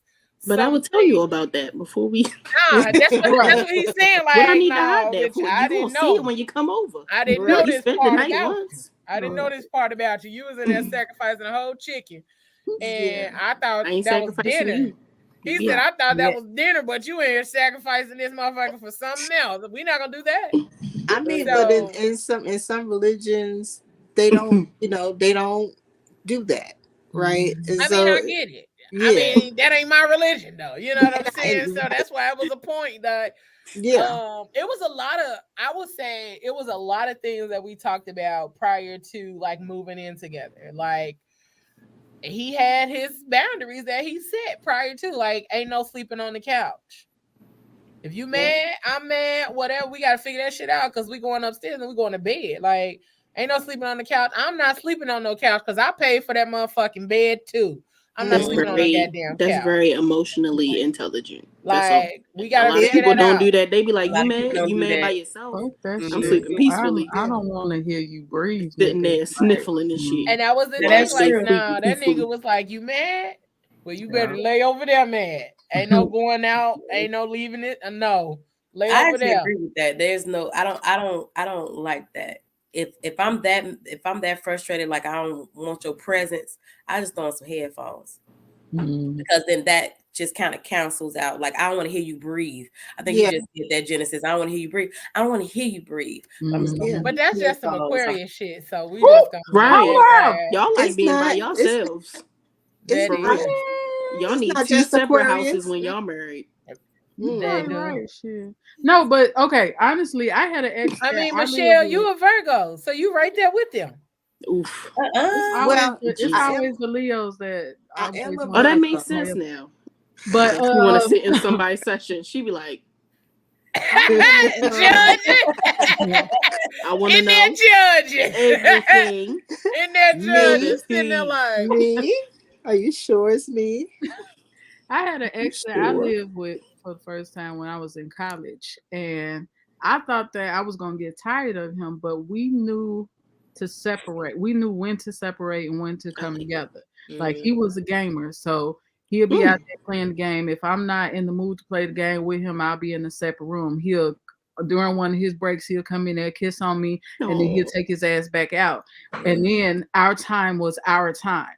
That's all I want. Like I want a woman cave when I get married. You hear me? We sharing this motherfucking man cave. We just gonna have to break it down during the week because I need my space too. But you gonna have a she shed. I'm about to say, I yeah, the little she shed in the backyard. Weatherproofed and all. Right, for real. That part. When we spend time together, I want you to put that fucking phone aside. This is our time. And then we can go about our own ways because I don't have to be up under you all the time. Men don't need that. Please go with your friends, boo. Like, I love you. Bring me my chicken back. We can fuck, do, talk, catch up, do whatever, but give me my space. And that's just healthy though. That's I had to I was learn about that. to say that's the concept. That's what a healthy relationship looks Yeah, like. yeah. Like a healthy relationship is not it's only me and it's only you. Like And it's you only don't you, get to nobody else and no friends or nothing. You don't get to go out. You don't get to go on girls trips. Bro, listen, I'm gonna need you to find some friends. Because we gonna be in here like Martin said on You So Crazy. He isn't the zoo or something open? Isn't the date plan or something today? Because why are you constantly up under me, sir? No, I'm gonna need you to go find something to do. Go do something, even if it's you just going to shop or something. For real. Just Just leave go. for a couple Go hours. get your haircut. Here's some That money. was definitely Baby, I'm gonna gift you this. Go get your haircut. Just go that was talk to the men definitely and me. shit. I love it if a man can go out and hang out with his friends, come home, and then wake me up by eating my pussy or something. Like, yes, do that for me. Keep that energy, baby. Nigga, yes. Don't wake me up for that. Wake me up and give me my chicken first. Like, I mean, after. What? I want that chicken after. No, I want my chicken first. Chicken comes after. What Show you me doing? the chicken. Cause if you didn't bring me no chicken. Feed me the chicken while you fucking me. Like, show me the chicken. That's even better now. I'm sorry. I will say I'll probably that. choke on that shit. Listen. Hey, listen, I done got here while trying to smoke weed before, and I almost burnt the shit out of my confidence. Why okay? are you like that? I don't know. I saw it on the meme, and I was like, "That sounds nice." That was dope as hell. That's why it's a meme. That's why it's a meme. Exactly why it's a meme.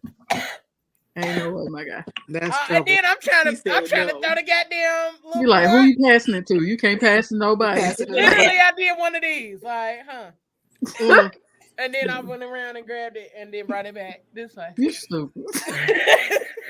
Because he down there. Right, for real. He ain't passing it. No. Like, so you better not smoke nothing. You better not blow no smoke up in my girl. For real. We finna fight. All the way off. You might like it. Let's go back. You might like we got some comments that we gotta read.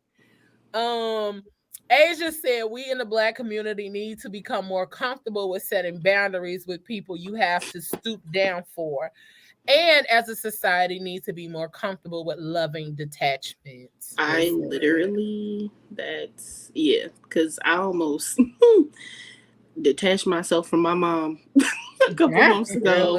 And I was just like, no, like I really had to have a heart-to-heart conversation with her because I am the youngest. And I'm like, I know I'm the baby, but like, I really need you to understand that I'm an adult and I am trying to learn how to, like, do you not want me to learn how to be an adult? Like, I am 27 now and I'm still trying to figure this out. And I know I'll never stop trying to figure it out. But like, you're not really helping with coddling me in this stage. And yes, I know sometimes there would be times where I was just like, Mom, can you help me with this? But it's not all the time. Like, I don't do it as much as my older sister. And she said that. She was just like, when it comes to being an adult, I understand how to do it. But she was like really trying to hold that, like, you're my baby. I don't want you to. And I'm just like, I'll be fine. If anything throws me into like a loop, it will be you, because I'm just like, I can't breathe. You're suffocating me. And I was really like, if it has to get to the point where we don't talk anymore for me to really get that breath of fresh air and relief, then so be it. And she took a minute and she was just like, no, I don't want that. Like, we can talk through this. And I was like, thank you, because I will definitely let you go. The doctor said, Mom, check up the deuces. I love you from afar. Like, I love you I'll from text afar. you. Text you once a month. Shar said, I hate telling a partner my needs and they reject them. And then someone they respect says the same thing and it's suddenly reasonable. Listen. That has happened to me a lot. And I hate that shit. And I just be like, I ain't saying nothing else. That's my boundary. I'm not expressing You showed me how much my needs and what I want mean to you. Why did I not see this? And why is she this way? They really do be like that, though. Remember in Boys in the Hood when he cried and punched the air? That's when we was talking about the men being emotional. They do be getting to that point. And then she said, man, because why would you say it at that time? Nah, I'm going to believe it. Laugh my ass off because I love you too. Would you like, go lay down? Because I really love you too, but damn. I love you. We love each other. That's so fun. She is silly. I don't want anyone distracting me from me. Ooh, we. The right person. Wait, look. It said, she said, did sis just say she was nosy in a healthy sounding way? She did. She did try to make it sound healthy. I want to sit. It definitely sounded. I want to sit in there and be with you because I want to understand. The totality of your. I need to understand how to love you. We're gonna have that conversation. We're gonna have that conversation on our own, sis. Therapy is my time. Right. Well, literally. Okay, and I really do get that, but there's some parts of you that really got to be naked for me now. I need to see some stuff. But you can do that in a different way. I was about to say, because share. Come on and share. Doing it in therapy, that's not gonna be it, baby. Well, I'm in therapy. That's my time to be naked and learn for myself. Like that's my time for me to be in there trying to figure me out. And then you in there trying to learn me while I'm trying to figure me out, baby. We can't do this at the same time. I am trying to learn you. Right. You're trying to learn me in a way as a partner. I'm trying to learn me because I gotta deal with me regularly. Well, I mean, back with Tasha said, like, how old were you when you experienced this trauma? Because you might be still 16 in your mind. You might be stuck there. Right. You don't know and I get that. I get what you're saying, but Alexa, stop. If they're open enough, they'll talk to you about their session. They'll talk to you. They'll just relate. Have the conversation with you. Yeah, like you sitting in there like a parent teacher. Right? Are they intimidated? Just there. I'm gonna just be like, I'm gonna go in there and tell the doctor. I'm gonna tell the therapist before we even get started. No shame. No, I'm not. I would say this. I used to try to explain when I would have my therapy sessions. I used to try to explain to my husband some of the things that I was learning in my therapy session and stuff like that. And that was partly, it was a 2-part reason. One, because I wanted him to understand that I was having clarity and starting to understand myself about certain things and how I deal with things. And then 2, it was also a way to kind of have an open dialogue so that he can, you know, be able to at least express himself to me or say like, man, maybe this is something I need to do because I'm seeing your growth. Like I was hoping that it would be, it wasn't, but I was hoping it would be that type of situation. And now my therapist has said, you know, on a session, would you mind if he sat in? And I said, I have no problem with that.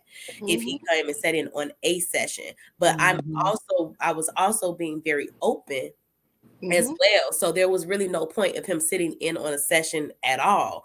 But it was just kind of to give him clarity of what's going on and what I'm dealing with or stuff that I may not have been able to express to him openly that I feel in a safe space talking to my therapist about. But go in there and be like, yeah, I'm coming in here today. So what we talking about? Like, right, for real. One of my therapists used to try to do that. Like I would talk about anxiety and like my relationship, and she would be like, okay, and she would give me like this little homework, and she'd be like, and it could help your partner too.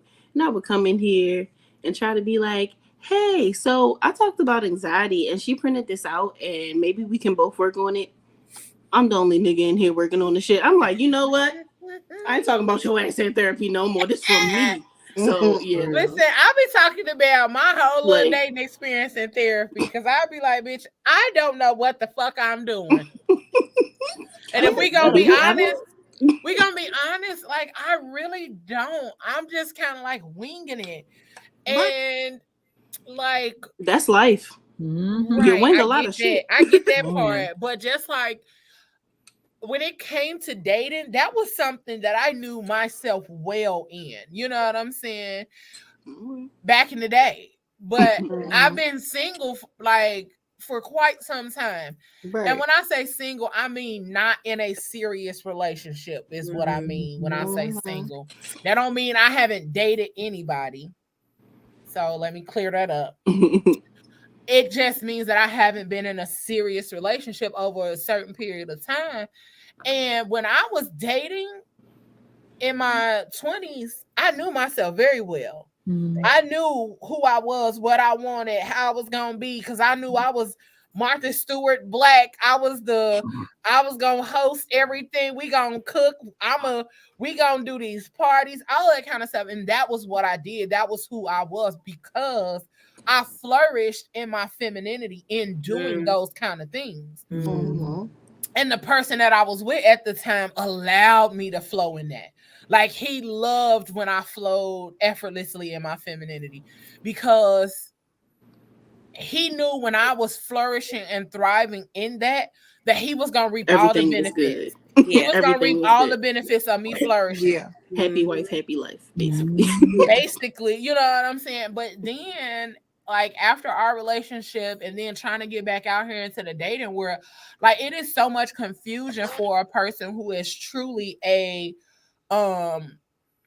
romantic, I don't even know how to explain it, but like a hopeless romantic type of person. So you out here dating in a hopeless romantic, you're a hopeless romantic dating in a hookup culture. So then it's all funky. So then you become the hopeless romantic who just hooking up for the sake of hooking up. Yeah. And then even with that shit gets raggedy and you tired of that. But then when you trying to really date, like then you see all of your insecurities come to the forefront and then you have a panic attack because now you feel like you're inadequate when it comes to dating. Well, yeah. I mean, and all of that sounds like me. I mean, I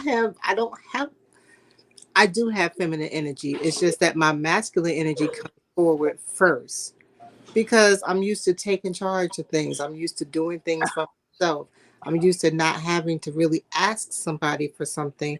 And then if I start dating someone, I'm going to observe that person. So I will already pick up the fact that you like Hennessy over. Girl, I become a whole trick. I be out here sticking. I mean, I really do study the person so that I know what they like and whatever. Yeah. But, oh my God, I become a whole trick, Michelle. But that's the problem, you know. It's like I don't want to be as vulnerable because I don't want someone to hurt me deeply. Or take advantage of it. Yeah, that part.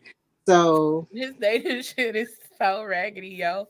It is very that's the much main so. thing that made me want to be like, maybe I could just make this work because I am scared to go back out here These dating in the dating world. Like I'm like, in the dating pool. I really, whenever I get back out here dating, I just pray somebody just be like, I've been waiting for you to leave your husband. I won't. No. That's what that post I put in. I was like, well, you think I should drop my pen right now? And I said yes. Amanda Seals. And I said yes. Amanda Seals legit just said something about that on her timeline on Instagram because she was saying like everybody is about to start getting divorced. And them people that was married for a long period of time, they're going to go out here and find them some wild cat or some wild penis for like 6 months. And then they're going to be looking for somebody because they used to stability. They used to being with one person. They used to being like that. As she said, you might be the second time around. You might be the one that get caught on the second time around. And so I didn't. Like we got, and then she said, "Get ready." Listen. I mean, but it's a don't come back around here. Experience. Don't come back around here. Don't spin the block on me. I'm trying to. No, she was saying, like you might be the one after the divorce. After the first one, you might be the one after the divorce. You trying to come back after the divorce? Nah, you gonna be the one after the divorce. You gonna be wife number 2. I'm okay with that.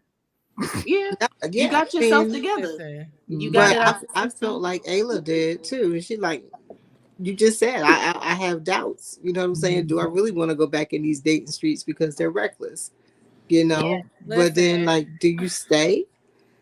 No. Do you stay? Because I mean, don't put yourself through that either. That shit could kill you. That stress that comes from that can kill you. It comes to a point that you have to choose self.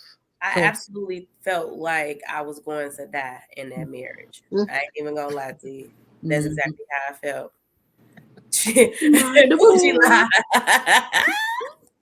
said, "Hurt my mom if you want to." Exactly. That's right. She said, "I'm coming to your front door." For real. She said, "Ma, you not suffocating me. You hear me?" No, and she right. Cassandra's very vocal, and she'll let you know I don't need all of that attention from you.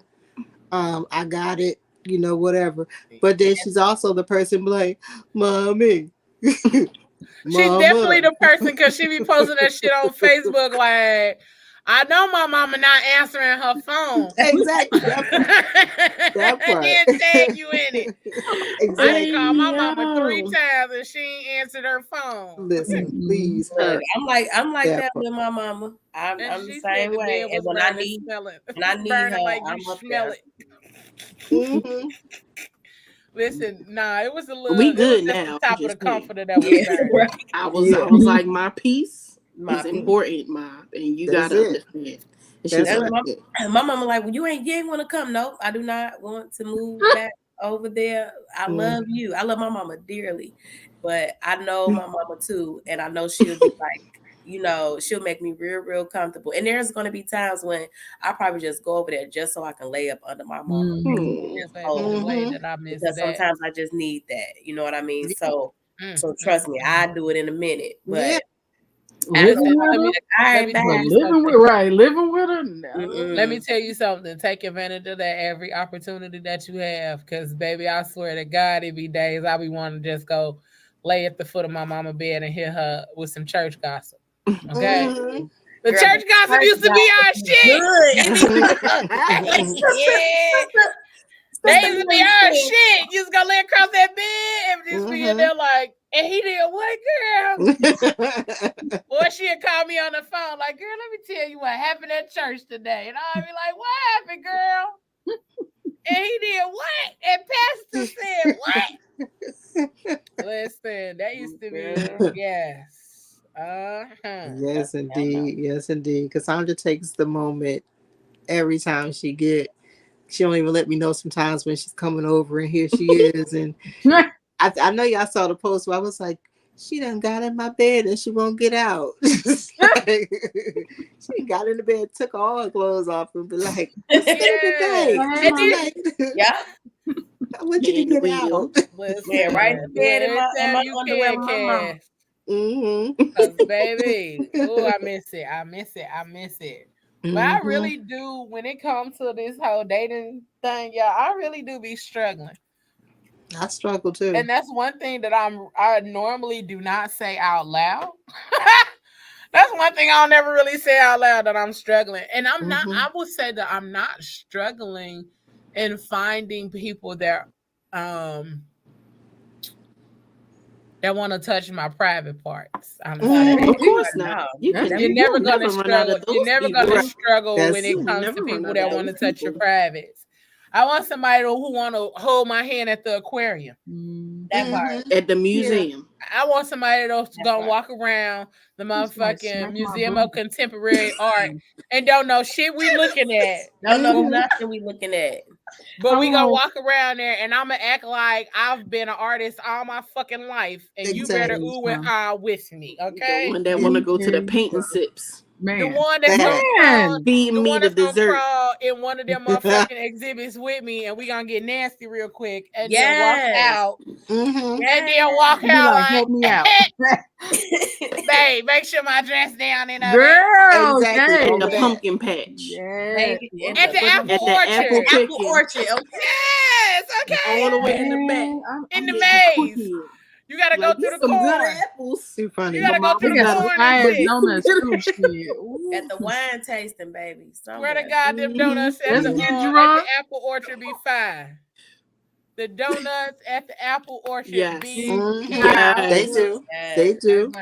Matter of fact, if anybody is in Northwest Indiana area, go to the apple orchard for me. It's in Hobart. It's the one in Hobart. Listen, go to the apple orchard. Get you some donuts and give me a donut sundae. Oh, you want the ice cream too? And eat it and tell me how good it was. And they got the apple cider slushy. I ain't never had one of those. Really good. That's the donut, the apple cider donut with the homemade ice cream. And then they put a little caramel and some nuts on it. We're supposed to be going tomorrow. I don't know if we still going, but I'm going. You should go. You definitely need to go. Man. That used to you ready? And that's the thing. Like, I want the corny shit that most dudes think that women don't want these days. Matching pajamas. Sir, I want all the corn. I want matching shoes. Then we take a picture. I want the matching sweatsuits. The motherfucking matching swish wash pants joints. I want the shirt that say I'm with him. No, the one that say I am. What is it? It's he wears something and then it say I am. Like it completes the sentence or something like that. I don't know what the fuck the shirt says, but I want that one. And then I want the one with the fingers like this. Yeah. Like this. Like if I'm lost. Yeah, return me to him. And then it's like I'm her. Right. Yes.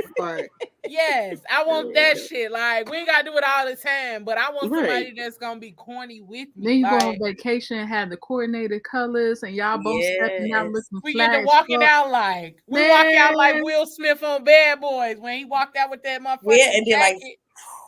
The all white, red, or blue on the cruise at the cruise dinner. Comment. Coordinate. Your Cybernese comment. I want to dress up. I was about to say, y'all want to go to the Marvel premieres and dress up. Girl. She said, y'all want to be on the gob on the car. Yes. You make me sick. That's my love language. I want to go. That's what I want to do. And you hear it, okay? That's how much on the cob I want to be, okay? Because if corny was a love language, hello. Because that's mine. And I don't know why people that's the number one. Like, I don't know what people's idea of me is, but baby, I'm that girl, okay? I'm the girl to be in corn tea, okay? And I am too. Nigga, I want you to write a card. I want you to send me a piece of paper that say, "Do you like me? Yes or no?" Circle 1. I still want that shit. I want a handwritten letter. Like I used to write handwritten letters to like friends and shit. I want a handwritten letter. I did that mess in freaking middle school. Girl, I got a whole box. Because it just I don't know what happened to none of my letters. We used to write letters all the time, and I still write letters from niggas in jail, but do those count? I still write letters.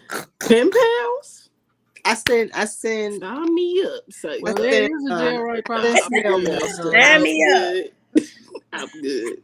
Nah, ain't that much to talk about. All you see is four walls all day. I'm out here living my life. You'll be surprised. I know they be telling you the story. They be living life. I'm like, I want to go to jail. Whole podcast, not even a podcast. It's a page on Facebook called Prison Bars, and these niggas be on this phone chopping it up with females, rapping and doing all that. I'm like, y'all getting money. People sending They send them. They put money on their commissary and stuff. It is a podcast. I cannot think of what it is called. But they do have a podcast, and it is from jail. Yeah, they be on the Instagram and everything because they get the little tablet for the day. The little tablet in jail. So I would have never known about that unless I watched 90 Days in Jail. And I was like, I was getting to say, I thought they weren't allowed to have all that stuff in there. They got tablets because on the tablet they do the school. Commissary. They can do school and they commissary, all that kind of stuff on them tablets. That's how they could talk to you, like send you messages and shit. Other than calling you on the phone. Yeah, they can send messages. See? All that. Now let me just tell all my other little aunties out in the world. Look, don't be doing that online dating. You could be dating some niggas. What she said.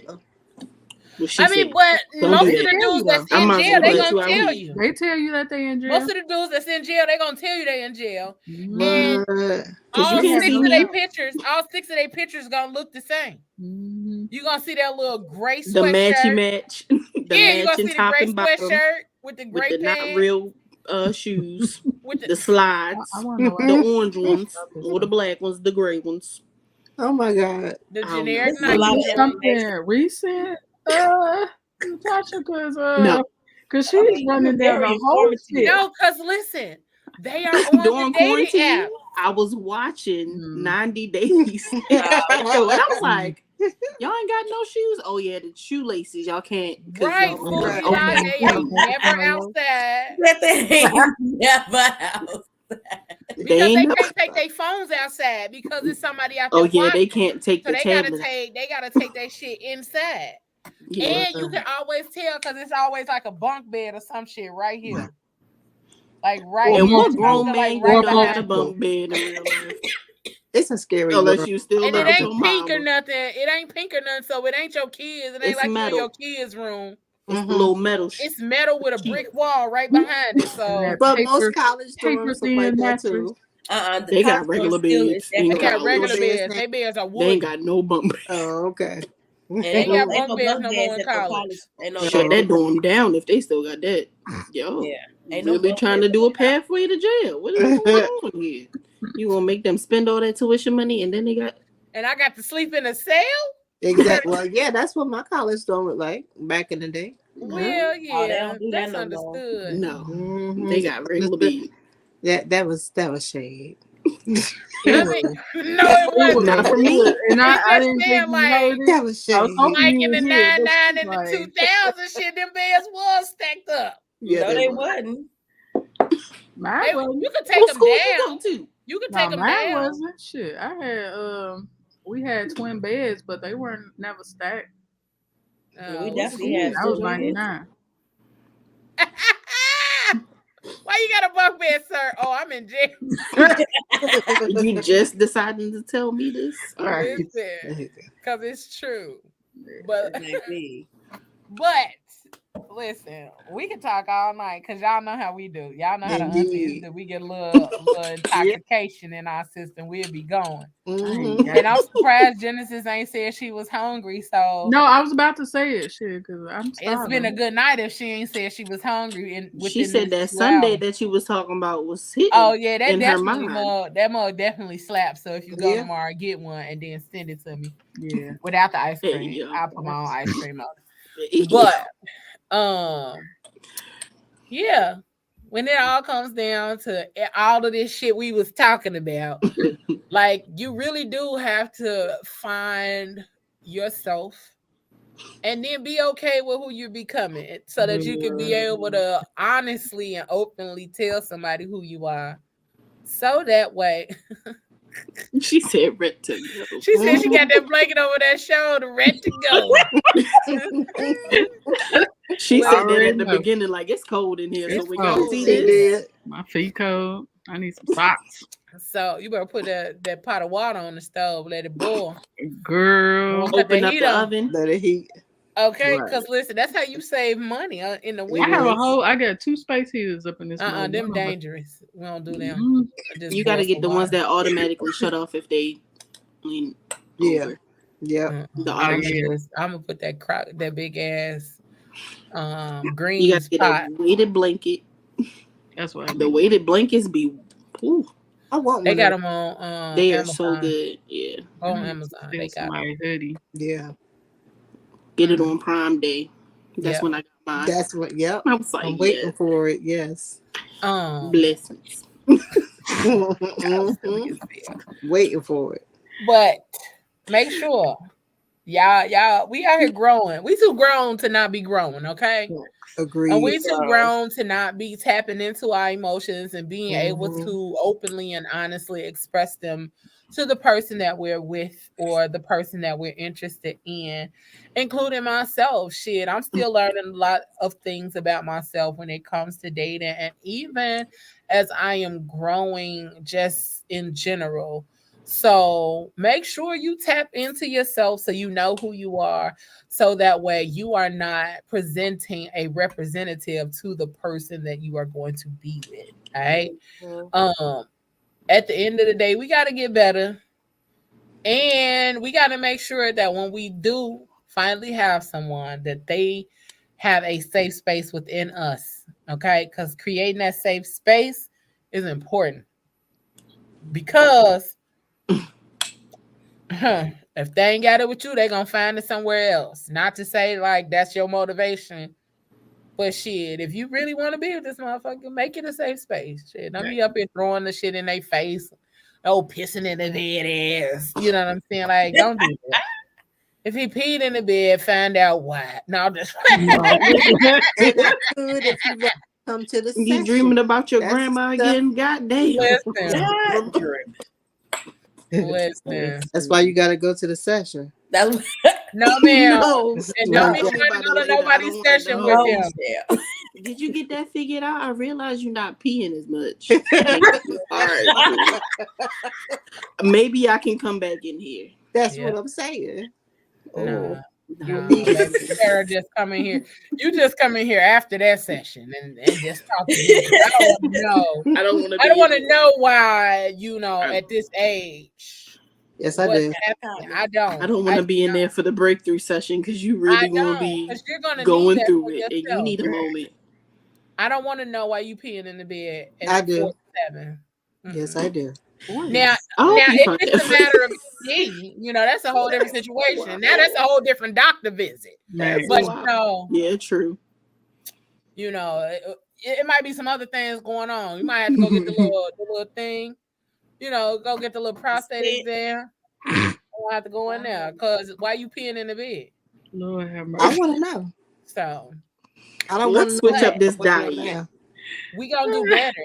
We're going to do better about who we are and how we approaching this thing called dating.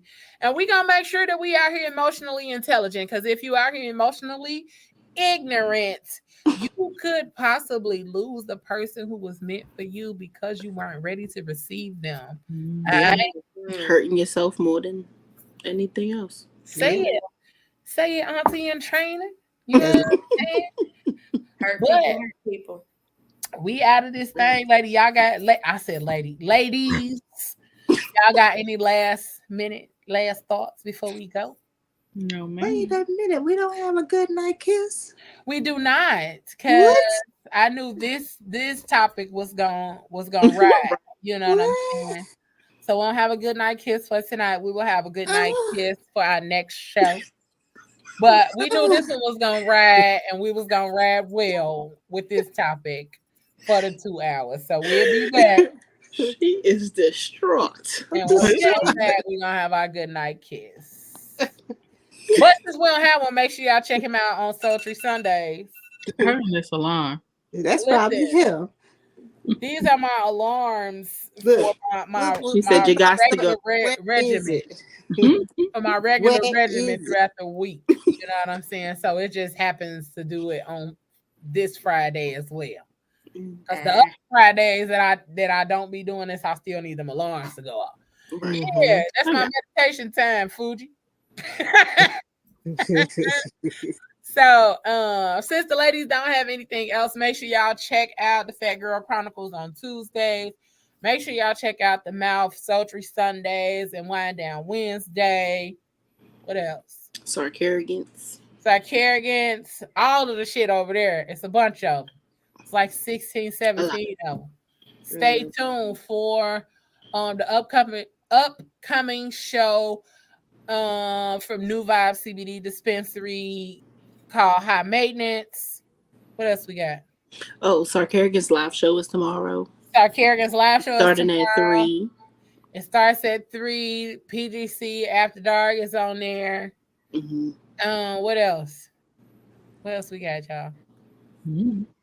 Don't let me forget nothing, because I don't want nobody to be talking about. I need a vacation. You got one of those coming up? Right. You have like a group outing. Oh, we need a girls trip. If you're in the Philly area, I will be at the Afros and Audio Podcast Festival the 21st through the 24th. Cool. That's gonna be dope. Well, it's not the 21st, the 21st through the 23rd. I was about to say all 4 days. Yeah, that's a Monday, the 24th. That's the leaving day. That's why I was about to say. But the 21st to the 23rd is the Afros and Audios Podcast Festival. If y'all want to learn more about podcasts, make sure y'all check that out. I think that's it. If there's nothing else, y'all know what I say each and every show is, whether it's this one or the traditional Tuesday show. Whatever you do for the rest of the evening and the rest of the week, don't do it with your half-ass. Do it with your whole ass. All right, y'all. I love y'all. Peace. Be good to yourself and to others. We out of this thing. And I'm mad. And I'm mad.